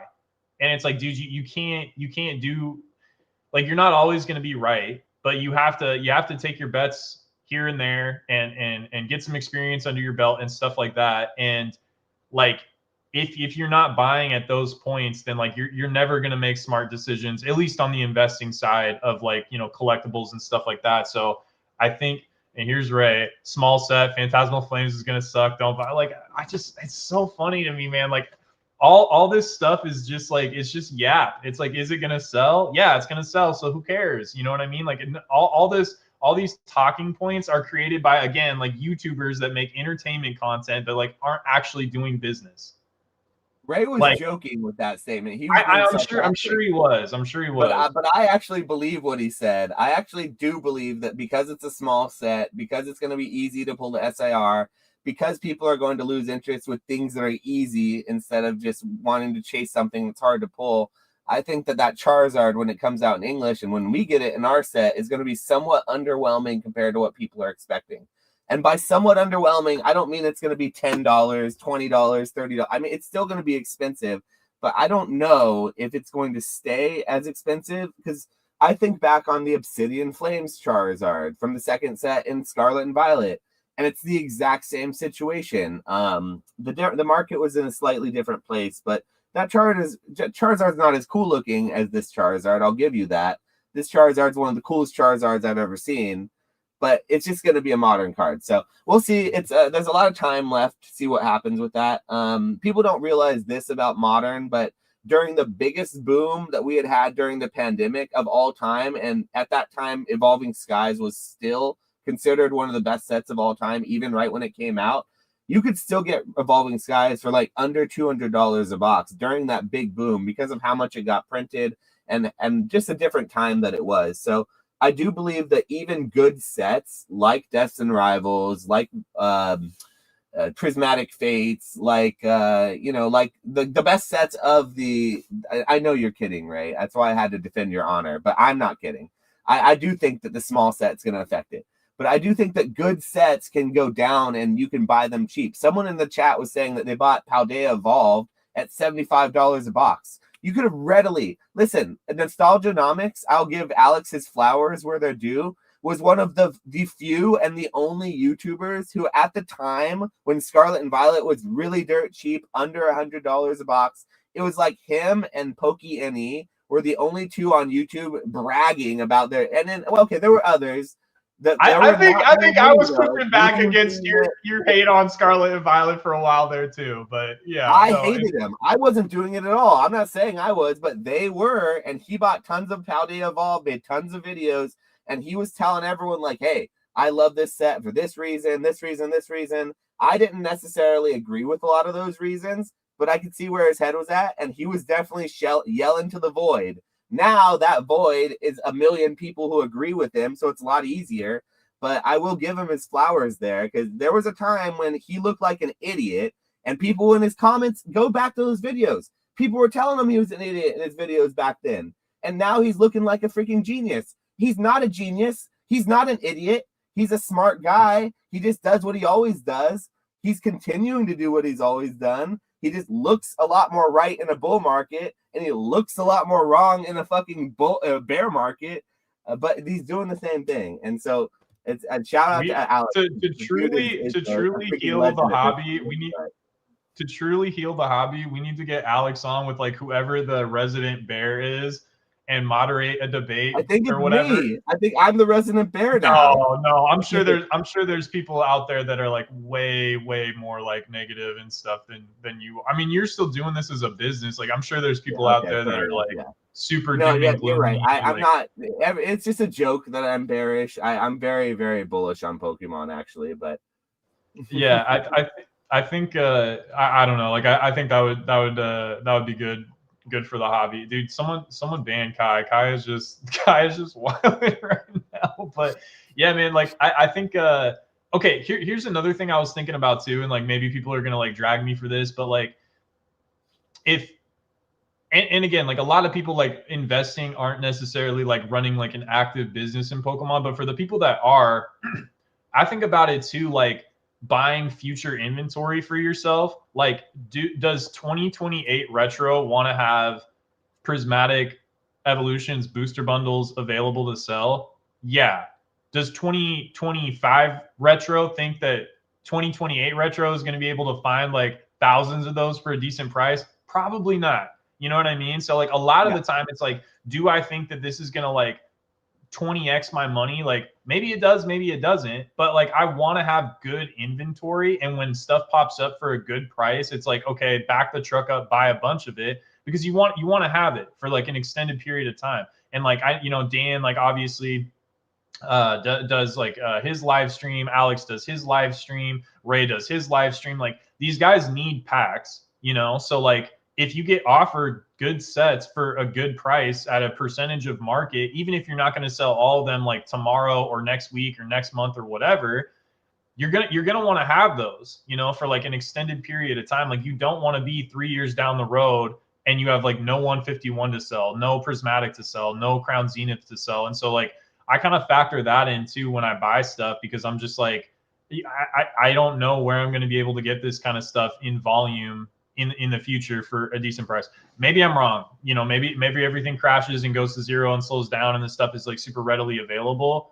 But I think that that's something to consider too, is like just having good inventory for the future and not like constantly scrambling, trying to like replace your inventory because you didn't buy it like when it was a good price. So that's, yeah, I don't know. That's something. But let's move to a different topic. If you guys have any questions or anything like that, definitely leave them in the chat. We'll get to them. Do you want to do this one or do you want to do the smell the flowers one? Which one do you want to do? We just smelled the flowers. The flowers smell like the I market's don't know crashing. about that. I don't. That wasn't what I was thinking when I was. Okay, let's do this. Let's do this really quick because we don't have to have like a 45-minute conversation about this. I Smells just like think fear and stink right now to me. Tell me what I'm smelling wrong. smells like that pokey stank. No, An okay. opportunity.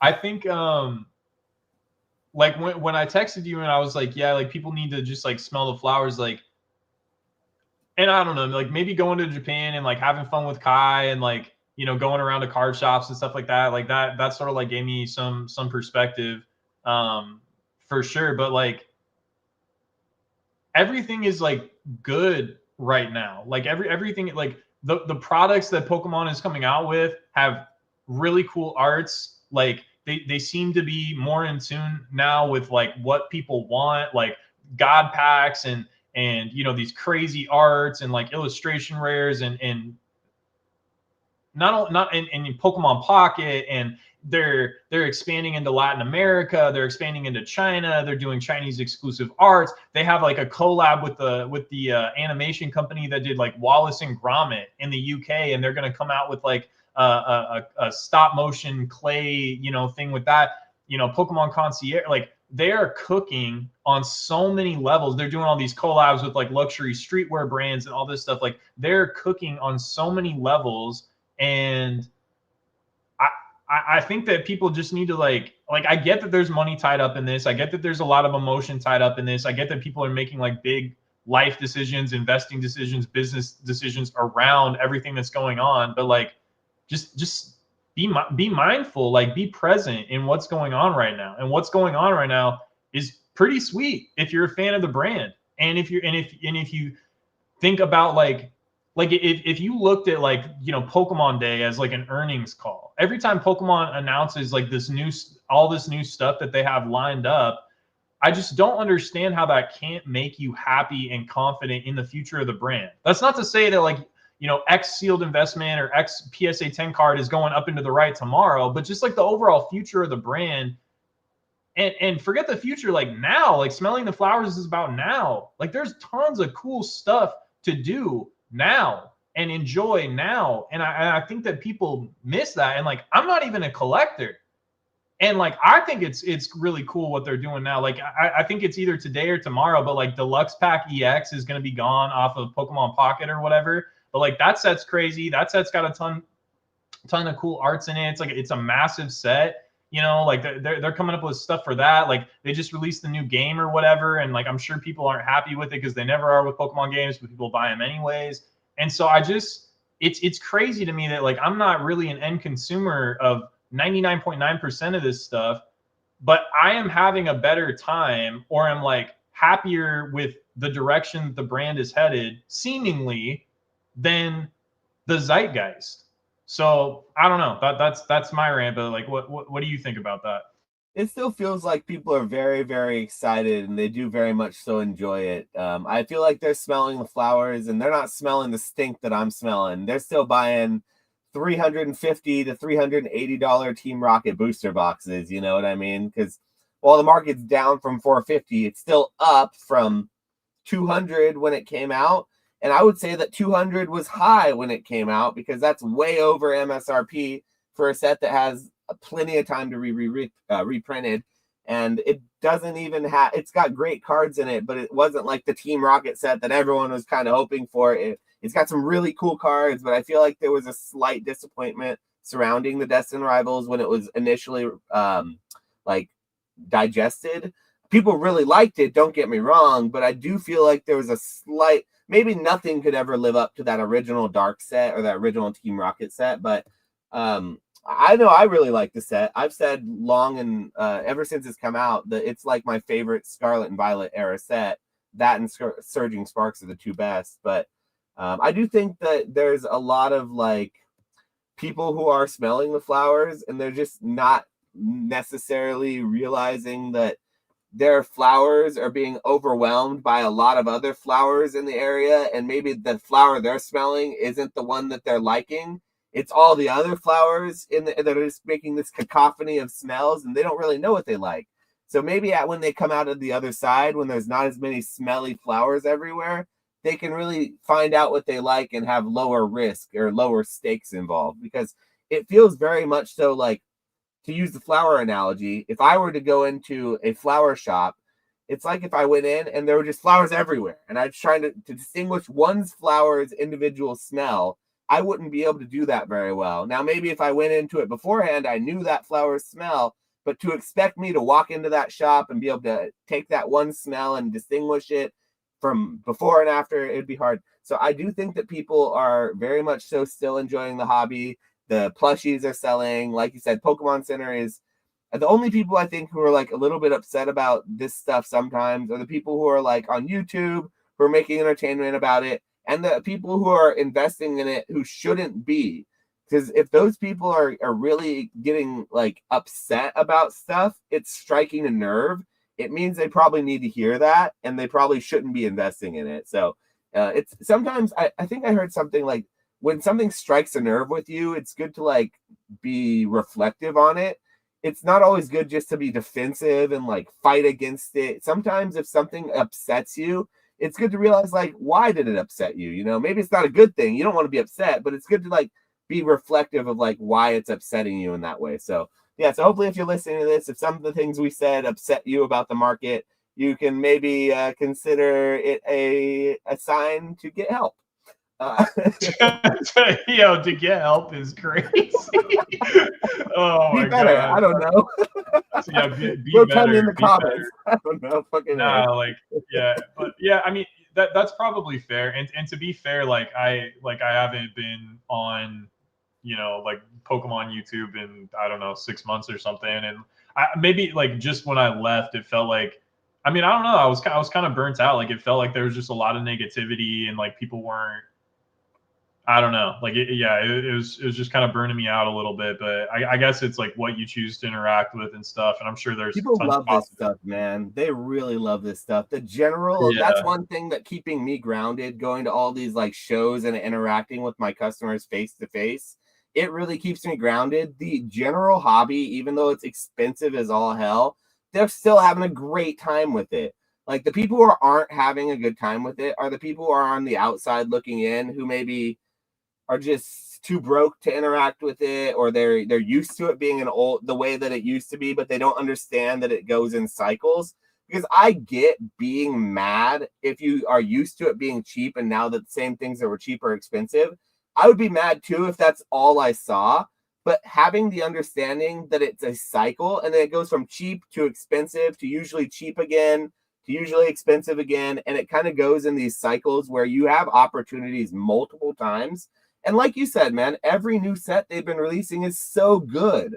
Like all the new sets are better than the old set. So even if you miss an older set, just know, have faith in the brand enough that it's going to get better. And you're going to have a better chance in the future. Like I was mad last year that I didn't get to buy as much 151 when it was like $7 a pack that I would have liked to have had as an investment to hold, because I had life issues that I had to, a lot of my allocation of extra capital and funds I had to put towards life issues. So I couldn't invest as much as I would have on just like inventory. And I was upset that 151 was at the time the lowest it had been. And I knew it was a good buy, but I also knew that I had shit that I had to take care of, that I'd have plenty of other opportunities just a year later when I was in a better position. And now I'm doing the same thing with Prismatic that I could have done with 151. Admittedly, I don't like Prismatic nearly as much as I like 151, but it's the same logic that applies there for me. I can now put it forth because I am in a better position now. So I can buy a little bit more Prismatic and sell some and keep some of the promos. So I would have loved to have done that with 151 more. I couldn't have. The market always moves though. And so that's what you should hear. If you were disappointed over this last year because you feel like you missed out, just know you'll get another opportunity. There's always more opportunity. And it's almost, honestly, it could be a better opportunity than the previous one you missed. And so just know, if you stick around long enough, if you make the right decisions and you don't just FOMO into everything, if you don't spend all your money just at the height of the hobby buying to sell when it's low, when you're panicking, and you listen to some of these people who are making good, advice, or giving you good advice, or at least listen to your own advice, you can do very well, even in downturns. Because like you and I have both been here through several downturns and several booms. A boom doesn't mean you instantly become Warren Buffett and you're rich and you stop, you don't have to do this and don't grind anymore. Like you and I are both still grinding, and like we've been doing this plenty of time to have been rich. So either we're really bad at this, or it's just that's how the market works. You have to kind of play with the market as it comes and goes. Yeah, and I mean, like,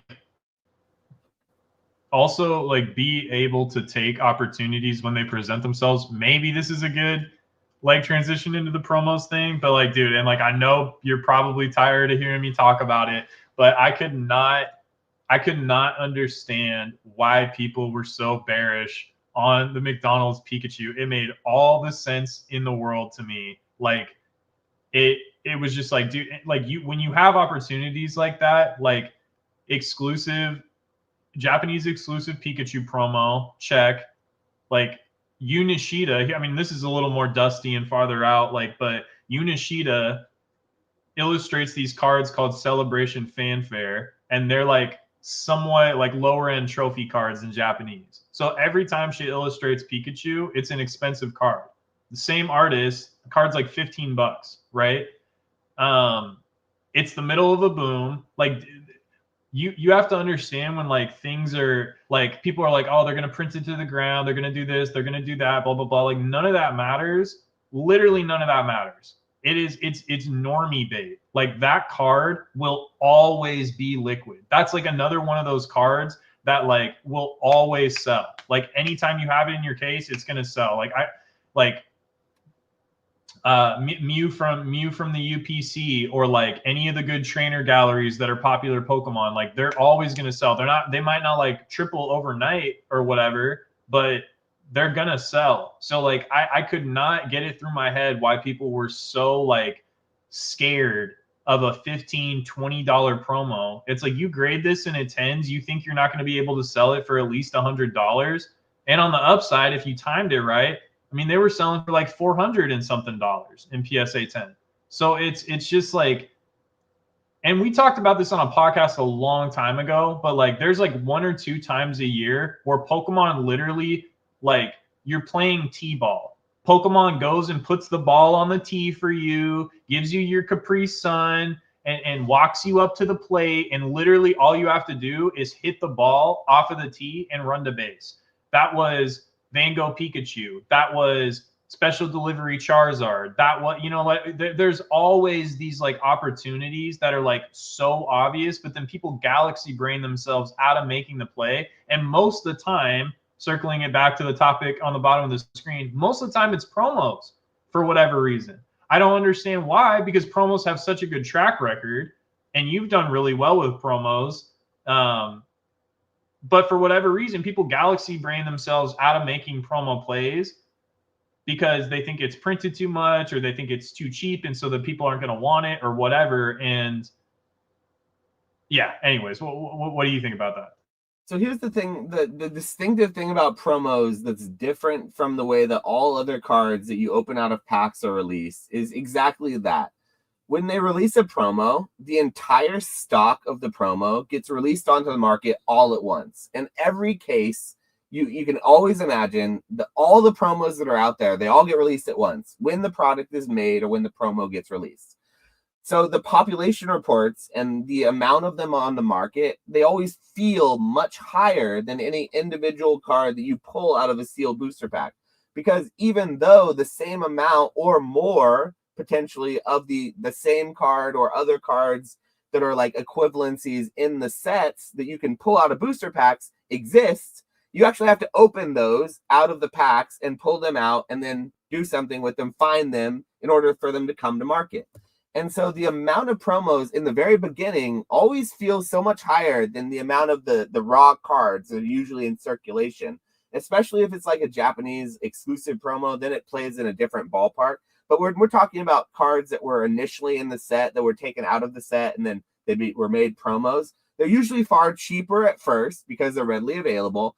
But over time, almost every time, if it's a good art with a desirable Pokemon on it, the promo itself will outclass and outperform in graded copies and in raw copies almost all set specific examples of that card.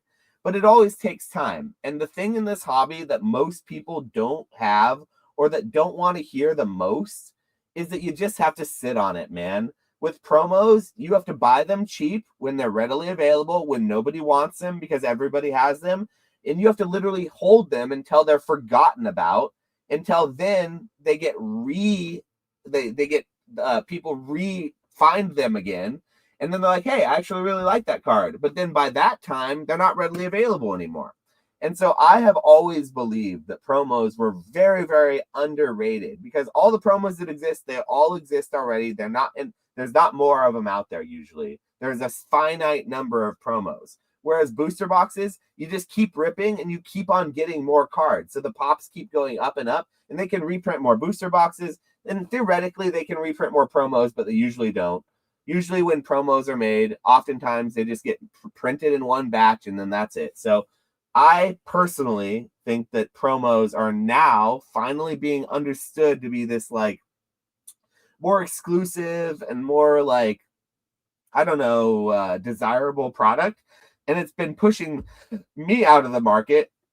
My usual MO is buying promos cheap when they come out and then selling them later on when they're expensive. Promos aren't cheap anymore when they come out. Like if you've seen the new Ultra Premium Collection promos, or you've seen the new the Riolu or the Alakazam promos from the ETBs, those are like $20 and $30 each, bro. That's expensive for an ETB promo. Usually ETB promos are like $3 to $5, maybe less. And so I personally have been priced out lately. So I would actually say now promos are overrated, but they used to be, and I think they'll go back to being underrated when the hobby goes back to this more normal state that I believe it will get to. I'm trying to pull up the EV. I don't know what to type in. It's like there's like so many EVs, but the Prismatic Evolutions ETB one, I want to see like where that's at. It's not EV. Like, I love promos. My favorite promos right now are Cosmos Holo promos. Yeah, those are sick. They're the only thing in the hobby that you can get that legitimately looks really, really cool. And they're like under $1 each. And so like, I've just got stacks and stacks of these things that I recognize aren't valuable right now, but that's why I like them because nobody wants them right now. But I genuinely like them. And so plays like that, things that you feel maybe it's not Cosmos Hollows. Maybe you think those are lame, and that's fine. But like things that you as a person feel are really, really underrated, you're like, man, why aren't these things like more expensive? Here, I'll give you an example. This is an example where I didn't listen to my own little shoulder, like the demon on my shoulder over. He beat the devil he beat the angel on my shoulder. So when the Greninja and the Seadra promos from Shrouded Fable, from those boxes in English first came out, those two promos were very cheap. The Greninja was $15 and the Seadra was $7. Yes, you heard me correct. The alternate art Greninja that is now like $70 or $80 raw was like $15 when it first came out. It was honestly less than that if you looked around. And the Seadra was $7. The graded copy of Greninja was $325 if you got a PSA 10. And then the Seadra was like $125. And so proportionally, the Greninja was a much better buy to buy many, many more of the Greninjas than the Seadras. And so I was buying a lot of Greninjas. At the same time, though, I actually like the Seadra art much more than I like the Greninja art. Because it was cheaper, though, because it was trading at a lower rate on PSA 10, I actually only bought like 10 Seadras probably total. I probably bought 50 or 60 Greninjas at that time, just because I thought the higher price meant it was more worth it. If you look now, the Greninja and the Seadra have flip-flopped. If I would have listened to my gut feeling and just bought the promo that I personally liked more, because it reminded me of that great wave of Kanazawa painting, that Japanese painting, that classic one. That's what the Seadra reminds me of, whereas the Greninja is just a cool art, but it doesn't remind me of historic painting. I would have been much, much better off listening to my own gut. But because I didn't, I lost out on that huge essential extra profit that I would have made. So I personally, I always try to listen to that little voice in my head of saying, you really like this card, it's too cheap right now. I try to listen to that voice because more often than not, it rewards me. And so if you're feeling like there's something in this market that there, capitalize on it. I would say it's always worth looking into. Yeah, I think the promos right now are overrated, to put it that way. As much as I've glazed them, they're really overrated right now. But they'll get back to the point where they're rated at the right rate. Yeah, I'm interested to see what that Moltres does that comes out of the the Destin Rivals Diddly Do product. But okay, here's one thing I wanted to say though, because I remember I was arguing with Jake about this, because we were talking about like the Mew, the UPC Mew from 151 or whatever, and he's like, nobody wanted it, and like that's like categorically false, right? Like, it's not like things don't get cheap because no one wants them. Things get cheap because there's an imbalance between like supply and demand. And like, so I pulled up like I'm looking at the EV from like the ETB, like the regular one from Prismatic, right? At the worst like week period, like worst as far as like lowest volume, 283 sold. 283 sold when this card was $9.19. When it got down to its bottom price, at least on TCG Player showing over the year chart, of 539, 447 items sold. And then when it bumped up to 564 the next week, 1,001 items sold. So like, it's not that people don't want them. It's that there's an imbalance in supply and demand. People do want them. People think because price comes down, it means that like nobody wanted it. Well, then how did it go up? How did it go up? $10 is expensive for that card. I remember that card at $3. That's when I was making my buys. It's back up to 12. It's back up to 12. But like, nobody wanted that card when it was $3, Nick. I will tell you for a fact, because me and Jake were probably some of the few people buying them. But that's not true. That's what I'm saying. Is like, I'm looking at it right here. When it got down to the cheapest it's ever been on TCG Player, I didn't get it at $1. That was too cheap for me. I was buying Mewtwo's at $1.50, but not Mews. Oh, you're talking about the Mew. Okay, I thought you were talking about the Eevee. I'm talking about the Eevee. But like the point I'm trying to illustrate here is like things go down in price, but that doesn't mean that people don't want them. It means there's like an imbalance in supply and demand. The only way things move back up is the supply and demand curve shifting. Demand curve shifts to the right. And so like that's what's happening, is like people are actually buying it, and then people are caught off sides because there's not as much selling pressure anymore. That's how things move up in value. It's not because all of a sudden one day people decide that they do want it. It's because there's been consistent buying pressure the entire time. There's this like phrase in trading, in technical analysis, that people use, and it's called, like, basically what the phrase is, they're like, the longer the base, the higher in space. And what the base is just like a long, like steady consolidation period where like the chart literally does nothing. It just basically effectively trades sideways. And so what that means is there's like a perfect balance with like supply and demand. People are like consistently buying it. It's staying at the price. Sellers can't push the price lower, but buyers also can't push the price higher. So what ends up happening is like one of them's got to give.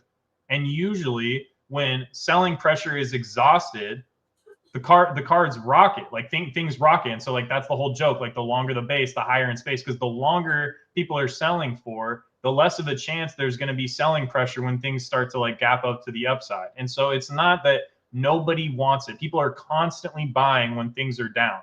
It's that selling pressure gets exhausted and then stuff starts ripping. But I would argue that nobody wants it when people aren't buying it for like, so when people are buying it for $100, but they're not buying it for like $3, I would argue that they didn't want it very badly when it was $3 if they weren't buying it then, but they are buying it when it's $100 now.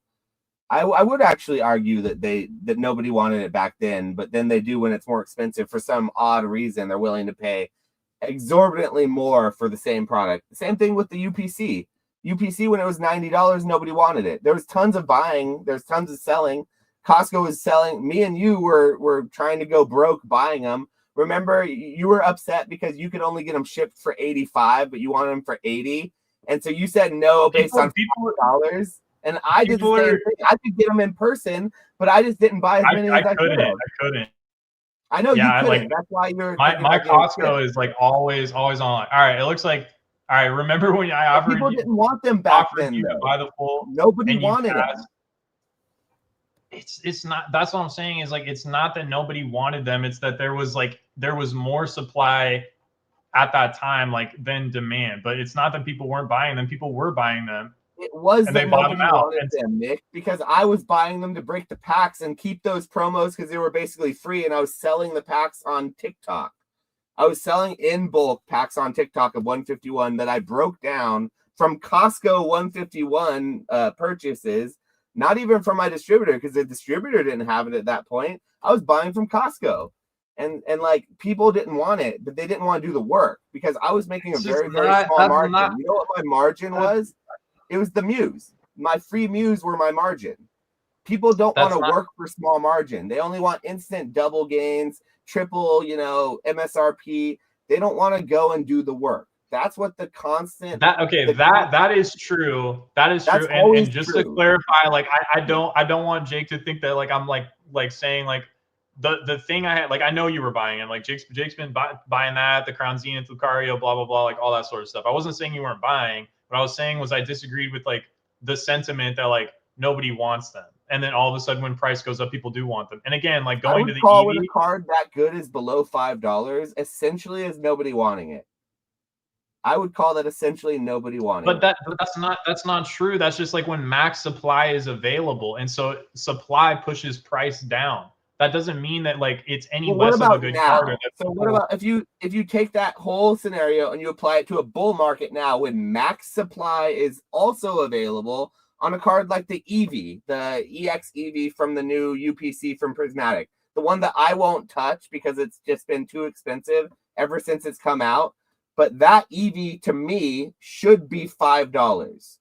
Every other UPC promo, including the Charizard from the Charizard UPCs, has been about $5. And so I do think that there's a certain point that people do and don't want things based on the price, not based on what they are. And I feel like when things are cheaper, it's much, much more likely that someone's going to not want something than when it's really expensive. And I would argue that's exactly what I'm trying to explain is I'm literally looking at the charts here, and it's more people are buying it when it's cheaper. So that EV card you're talking about specifically, when it was $22.84, 176 items sold. Okay, I'm looking at the year chart. Now that it's $33.55, 29 items sold. These are weekly periods. So that's what I'm telling you. Is when it's cheaper, that makes sense to me. When it's cheaper, more people are buying it. That's why things move to the upside. This is I'm not trying to call Jake out, or maybe I shouldn't have used him as an example and just illustrated the point without cherry picking one conversation or anything like that with any specific person. But the point I'm trying to make is a whole section on the Collectors versus Investors podcast. A whole section dedicated to you tonight on their podcast. You're gonna get it. I don't know. Apparently, I'm banned from that podcast because I don't hold on to cardboard. But the whole point that I'm trying to illustrate here. That's Jake's podcast. The title: Collectors versus Real Collectors versus fake investor. I mixed them up, I think, but you're gonna get a whole section on there tonight. I promise you, Bucko. Well, I'm sorry for hurting people's feelings, but the only thing I was trying to illustrate here is that the idea that when it's cheap, no one wants it is factually incorrect. And you can go to literally any card, any promo, and see that buying volume, any card that has hit a low and rebounded, that purchase volume is higher when the card is cheaper than when it goes up in price. You can look at the alt arts, you can look at promos, whatever. The reason it goes up in price is because people are buying it and selling pressure is exhausted. Like, this is simple supply and demand. Like, please go watch a 10-minute video on a supply and demand curve. Like, I'm not trying to be a dick here, but like, it's when people regurgitate things and then they just get stuck in like the zeitgeist or whatever. Like, it's just like, oh yeah, well, no one wanted it. It's just like one of those things that people just say, and then it gets repeated and repeated, but it's factually incorrect, and it drives me nuts because it's really easy to disprove. That I was a buyer of that card at $3 all the way up to like $7. I stopped around $8 for the card probably. And I would buy copies 20 to 50 at a time, usually because I didn't want to spend more than like $150. So I would, I'd bet 50 copies would be the most that I'd order at that time.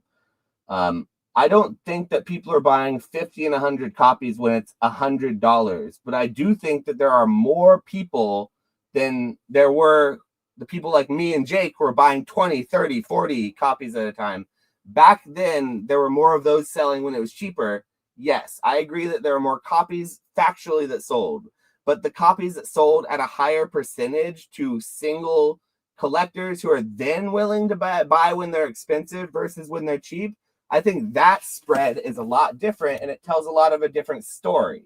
I think the story it tells is that people are more likely to buy an item when it's high in price after it's done all the raising it's going to do, or as it's raising, instead of buying an item when it's low in price and buying lots of them. There are people who buck that trend. People like me, people like you, people in the chat who probably know this, but there are lots of people, the general consumer, who are going to buy more copies once they're expensive because they've already done their gains, instead of just buying the card when they like it when it's cheap. And I think that's what he meant by when he said nobody wanted it, because I agree with that statement. I 100% agree with it, because you know what? Nobody wanted that fucking Seadra. When I was trying to buy that Seadra, everyone wanted the Greninja and nobody wanted the Seadra. I could find millions more of those Seadras, but I could only find a few Greninjas at a time, and sellers would never go down on the price on those. But now it's the other way around. So I know that does happen sometimes. It's just, it's hard to spot. But when you do spot that, it's important to highlight it, I think. Yeah. The Kingdra and the Greninja are pretty nuts. I think I actually remember you telling me that those were good like gradable copies or whatever. I said they were flip-flop too, where the Seadra was less expensive, but it should be more. You're saying the Kingdra is more expensive now than the PSA 10 English? It should be. I think it's like a little bit more than the Greninja is now. No way. Let me see. Check it out. God, my internet is so bad. $65. Well, $65 raw. Let's look at the. It went down. It was like $83 recently, so that Seadra has gone down raw.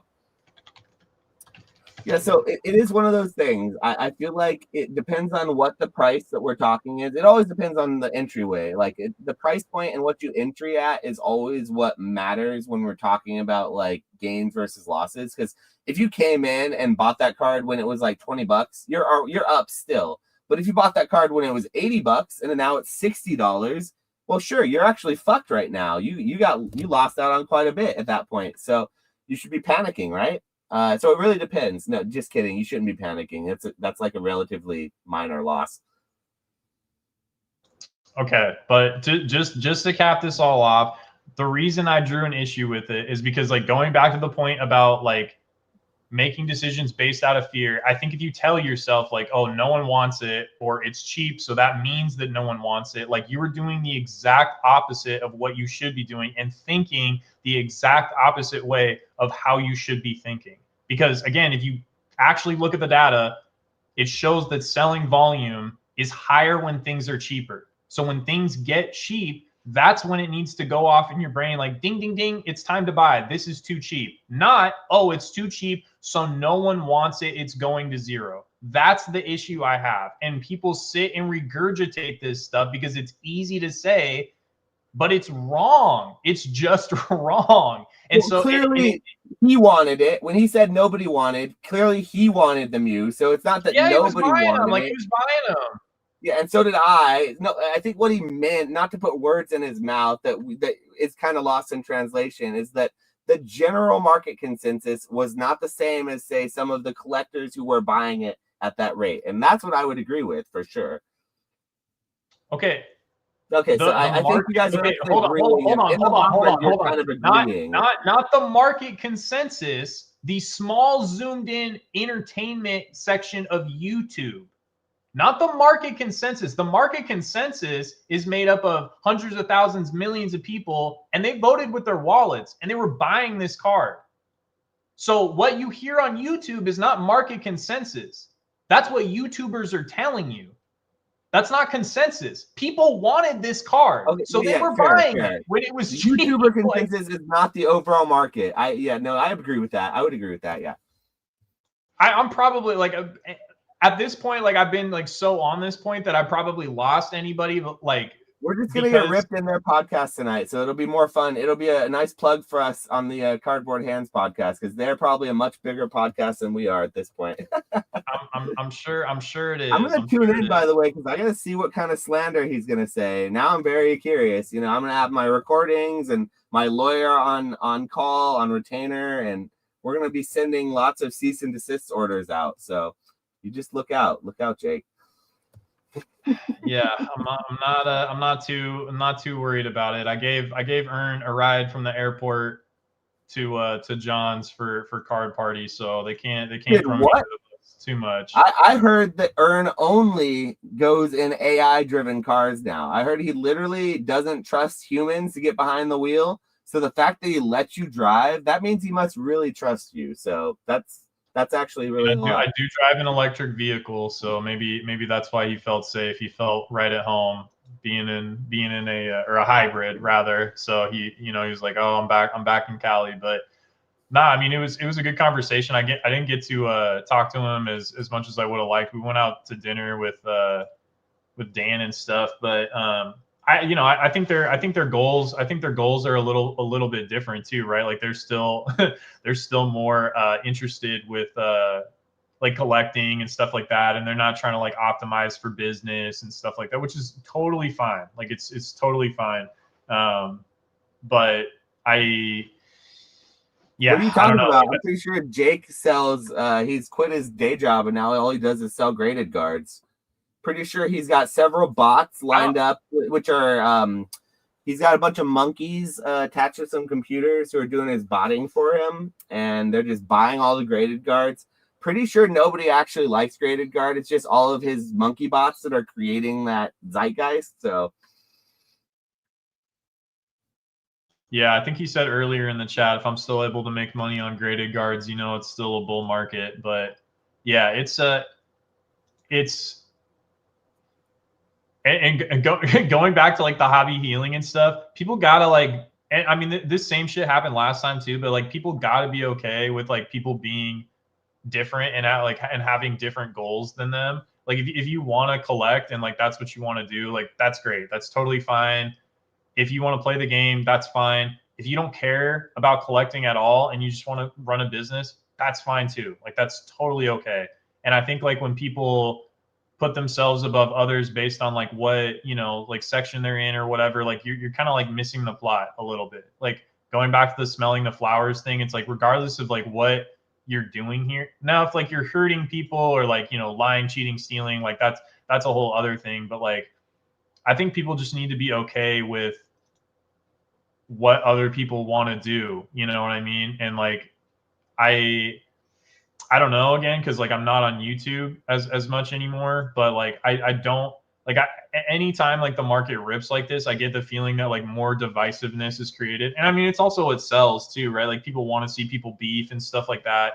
And pick a side and all that. I mean, like that's our country, right? Like two party system and all sort and that sort of stuff. But like, it's just, I don't know. Like I don't think it's like helpful or whatever.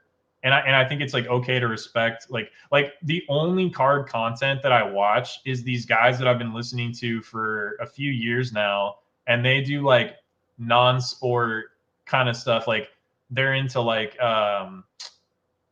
foreign comics for instance. Like I had them on my channel a long time ago, but like they're into like foreign comics. So like in different countries, like comic books have different colorways for like the same issue, and like and sometimes different arts and stuff like that. Like they're into like super niche kind of, and like I enjoy listening to them, and like none of them are doing this as a business. Like they literally are all just about like the dustiest, coolest stuff that they're into, and they just kind of like chop it up and crack on each other. And like that is like the only card content I listen to, other than like maybe a Rudy video here and there.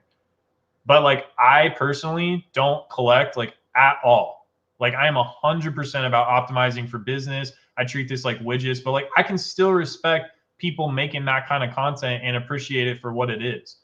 And I think that like maybe people look the other way and think that like businesses or people like doing it to make money, like they're all bad or whatever. And like I don't really think that that's helpful or like constructive or anything like that. You know what I mean? So I would hope that like if things do cool down a little bit and things sort of like reset to some sort of normalcy, that people kind of like chill out a little bit and just understand that like it's okay for people to have different goals, if that makes sense. I don't know, kind of a rant. So Yeah, I definitely feel like everyone's playing a different game. We're just playing sort of by the same rules, but we all have different like end goals. So it is always important to kind of keep that in mind. Just like with anything else, though, when you go on YouTube and you start talking for a couple hours about stuff, you gotta make a few people unhappy here and there. It's good content. So more or less, I feel like you're not supposed to agree or disagree with anything that anyone says in an entirety. You're supposed to pick and choose what you like and kind of apply it to how it applies to you. Because, with the market, even though it cycles like we've been talking about, there is going to be a time when that cycle is broken. I don't think it's this time. I think we're seeing right now that it's not this time. We're seeing that sort of, even though the last year people are saying it's different, this time's different, this time's different, this time we're seeing it's not. But it doesn't mean that next time won't be different. So there's going to be a time when the cycle doesn't end, when the cycle doesn't complete itself, and it goes into something completely new. And then when that happens, it'll just be a new world. So, none of the rules will be the same. And then everyone's guess is as good as anything. So it's just fun to talk about it, though. And I hope it makes good content. So if you guys have been watching and you've watched this entire time, I greatly appreciate it. If you have any last minute questions, drop them in the chat down below. We're going to start closing this up, I think. So we're going to shut her down. all right. Yeah, we've been going for a while. What nuance is definitely a trigger word. Shout out to the Joker Hour. Missed that for sure. Yeah. Do you have anything you want to like make the case on, like a product or a card or anything like that? Like anything that you're like very, very hyped on right now that you think is... Make the case on that like button down below, and if you enjoyed this conversation, to possibly repost it and share it. We are almost as antiviral at this point as Mr. Dan Catch 'em All Collectibles, one of our good friends in this hobby. We're almost that antiviral, so any amount of help would help with that. I think we'll probably end up doing another one of these podcasts sooner rather than later. Like I said earlier, I don't really like making boom content, but it feels like we're moving into a time where people are going to be more constructive to like more reasonable takes because their product isn't just skyrocketing. So they won't take it the wrong way when I say that things can go up or down, or even suggest the possibility of some alternative assets in the Pokemon realm. So I think we'll make more content in the future. So like the video, comment down below, tell us you want more. And I think next time I'll try to get us on Retro's channel. We'll see if we can revive that, Dust. If not, then we'll be back on this one, but we'll see where we end up on the next podcast. But no, I don't have any products right now that I'm trying to push. I think the UPC is far too expensive right now, and I think we're going to see it come down in price. And I personally love the UPC. I think it's a fantastic product. So that's a product I have my eye on, but I'm not touching with the 10-foot pole right now, unless I got it for like pre-order. And then even then, MSRP is going to be pretty much too expensive for that. So yeah, I guess I'm just buying a ton of these promos, Cosmos Hollow promos of all different Pokemon, and I would keep buying those personally. I'm going to keep grading and flipping, because I think in a down market, when things and sealed, when everything that you buy on the shelf doesn't just go up and double, and you can flip it right off the Walmart shelf and take pictures from your cart and make money, when that stops happening, the hobby doesn't stop turning. What happens is it changes. And what I'll do is I'll probably go back to what I usually did during those times. I'll grade a lot more. You pick and choose the cards that you like. You do a little research as far as like what PSA 10 versus CGC 10 premiums versus the raws are. You buy a bunch of raws, you grade them, and you flip them on the market. It's really not rocket science. You take the margins where you get them, you move that into something else that you like. Maybe you keep a few if you really believe in the card, and then you wait for the next big boom cycle. If you have extra money during this time, like during the downtime, you buy when product is low. It's really not fucking rocket science. It's very, very simple. But I don't know why people are going to leave. They're going to see all the product going down. They're going to say, oh, nobody wants this anymore. You missed your opportunity. The time to buy was when it was up and high. Now it's just going to stay low. Those people are idiots. They don't know how this works. And so if you are sticking around during the downtime, you will be heavily rewarded. You will always be rewarded for sticking with something when everyone else leaves, to go do something else. You can traditionally be pretty rewarded for those types of things. That would be my advice, and that's what I'd leave it on. But how about you? Got anything you want to leave it on? No, I mean, I agree for sure. I'm definitely I'm eager for a correction, a downturn, people to like start defaulting on their distribution obligations and stuff like that. I like now that I have like such a big like sealed business going, like I need English distribution like yesterday, and now I can like I have like the numbers to leverage and um, relationships with selling platforms and stuff like that. So hopefully I can like actually get in if things correct enough. But that'll also be the time when you're probably breaking even or losing 5 to 10% on stuff if you need to like turn it around. So like having the liquidity just to be able to kind of like sit on stuff or break even or whatever, like that that's kind of like what I'm setting up to do for sure. Like wholesale did insane this year.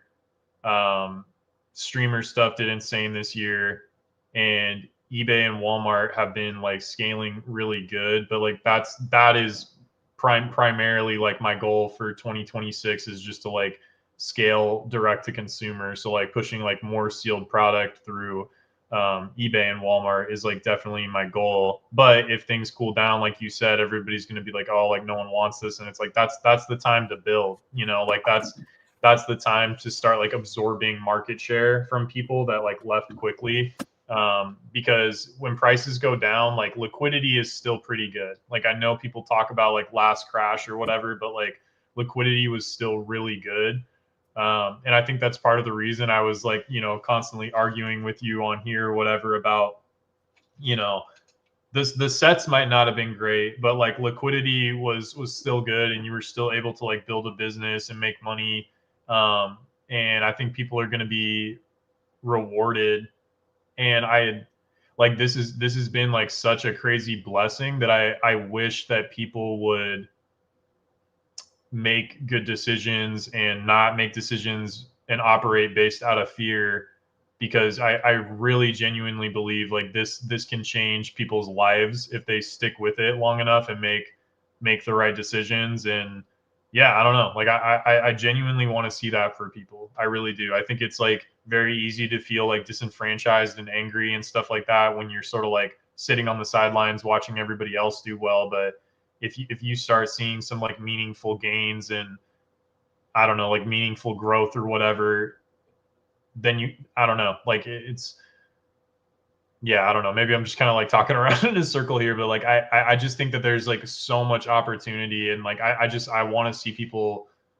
I want to see people capture it, and sometimes it gets me a little frustrated when like people are like so negative or um, yeah, I don't know. Maybe it affects me more than other people, but yeah, maybe it's also just because like this has been like such an insane like blessing. So it's tough. And I mean, it's cool. Like you want to see your friends successful too, right? Like there's some people that, you know, we used to know that like aren't really around anymore, but like the people that kind of like stuck around, it's really cool to like see where everybody's at. You know, like if you would have told me in like 2021 that like Thrifty was going to be working for Nick, you know what I mean? Like it's just, or that Nick was going to be like live streaming, you know what I mean? Like it's really cool to see like where everybody's at and what everybody's doing, and it's been such a short period of time too. Like think about it, dude. Like we started doing this podcast in what, like late 2022, early 2023, maybe.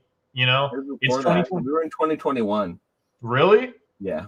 Okay. Well, even that, like, it hasn't even been like 5 full years, and so much has happened in such a short period of time. It's dark to say because it's like we've been through a lot, but imagine what, like, by 2030 everything that's going to have transpired. You know what I mean? Like that. It's yeah, I don't know. Like when you zoom out and just kind of like enjoy it, take it day by day. Like I don't know, man. This stuff is crazy. This stuff is nuts. Like it's wild. So I don't know. Try to enjoy yourselves if you're watching this back, even if your collector app is down 6 million And if percent. you're a pack ripper, please stop ripping packs, because everything we just said, it doesn't apply to you. If you're ripping packs and that's your sole interaction with the hobby, you got to start buying singles. You got to start grading cards. You got to stop just gambling, because the people who are going to do well in this hobby are, like Nick said, because there's so much opportunity for wealth growth and opportunity for this hobby to build you out of nothing and take what you have and make it worth more.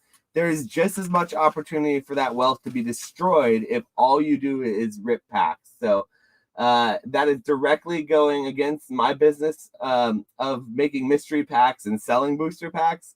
But I will say that just as I've seen incredible wealth creation in this hobby, I've seen just as quickly and just as irresponsible wealth be deleted just for the sake of fun, nostalgia, or whatever you want to throw it out there, the copium.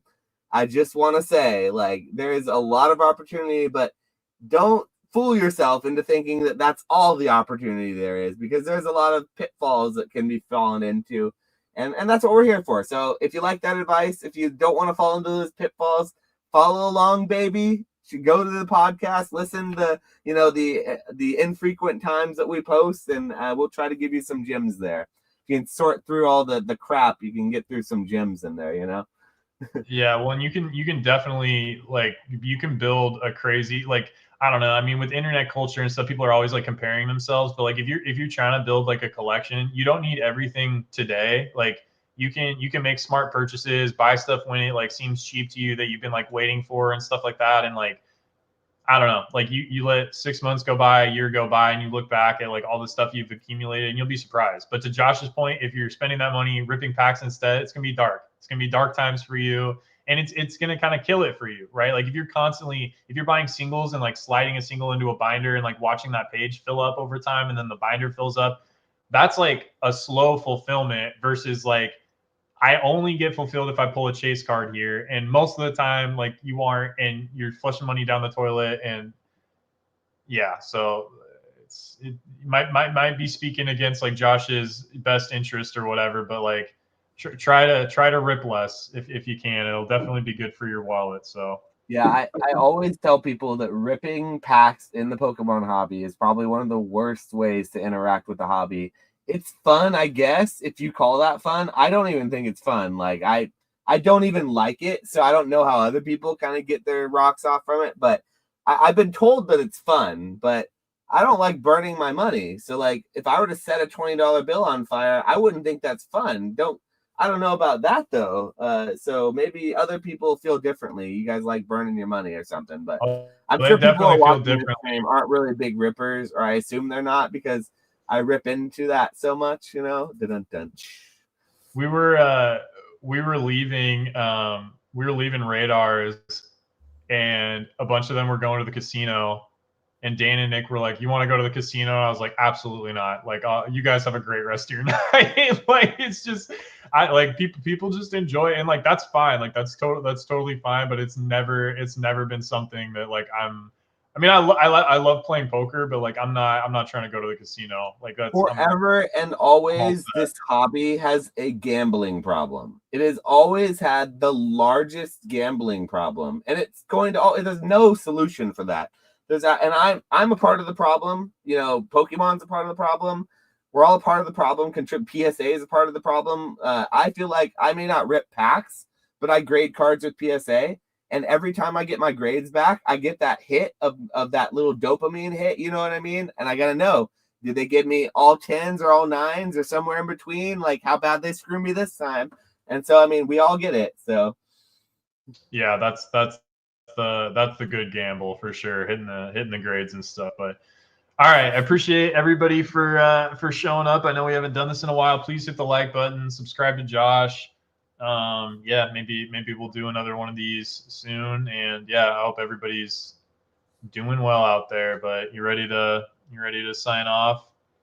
we'll Go watch. Go check out the Jojo Yeah, Jake stream Jake on. I don't know if it's on Ern's channel or Jake's channel. I forget which one. But go collect out real investors versus fake collectors, or is it real collectors versus fake investors? I'm doing a terrible job at plugging it, but they'll go on shortly after us. So go check them out as well. Yeah, go show them support, show them some love, and yeah, we'll see you guys on the next one.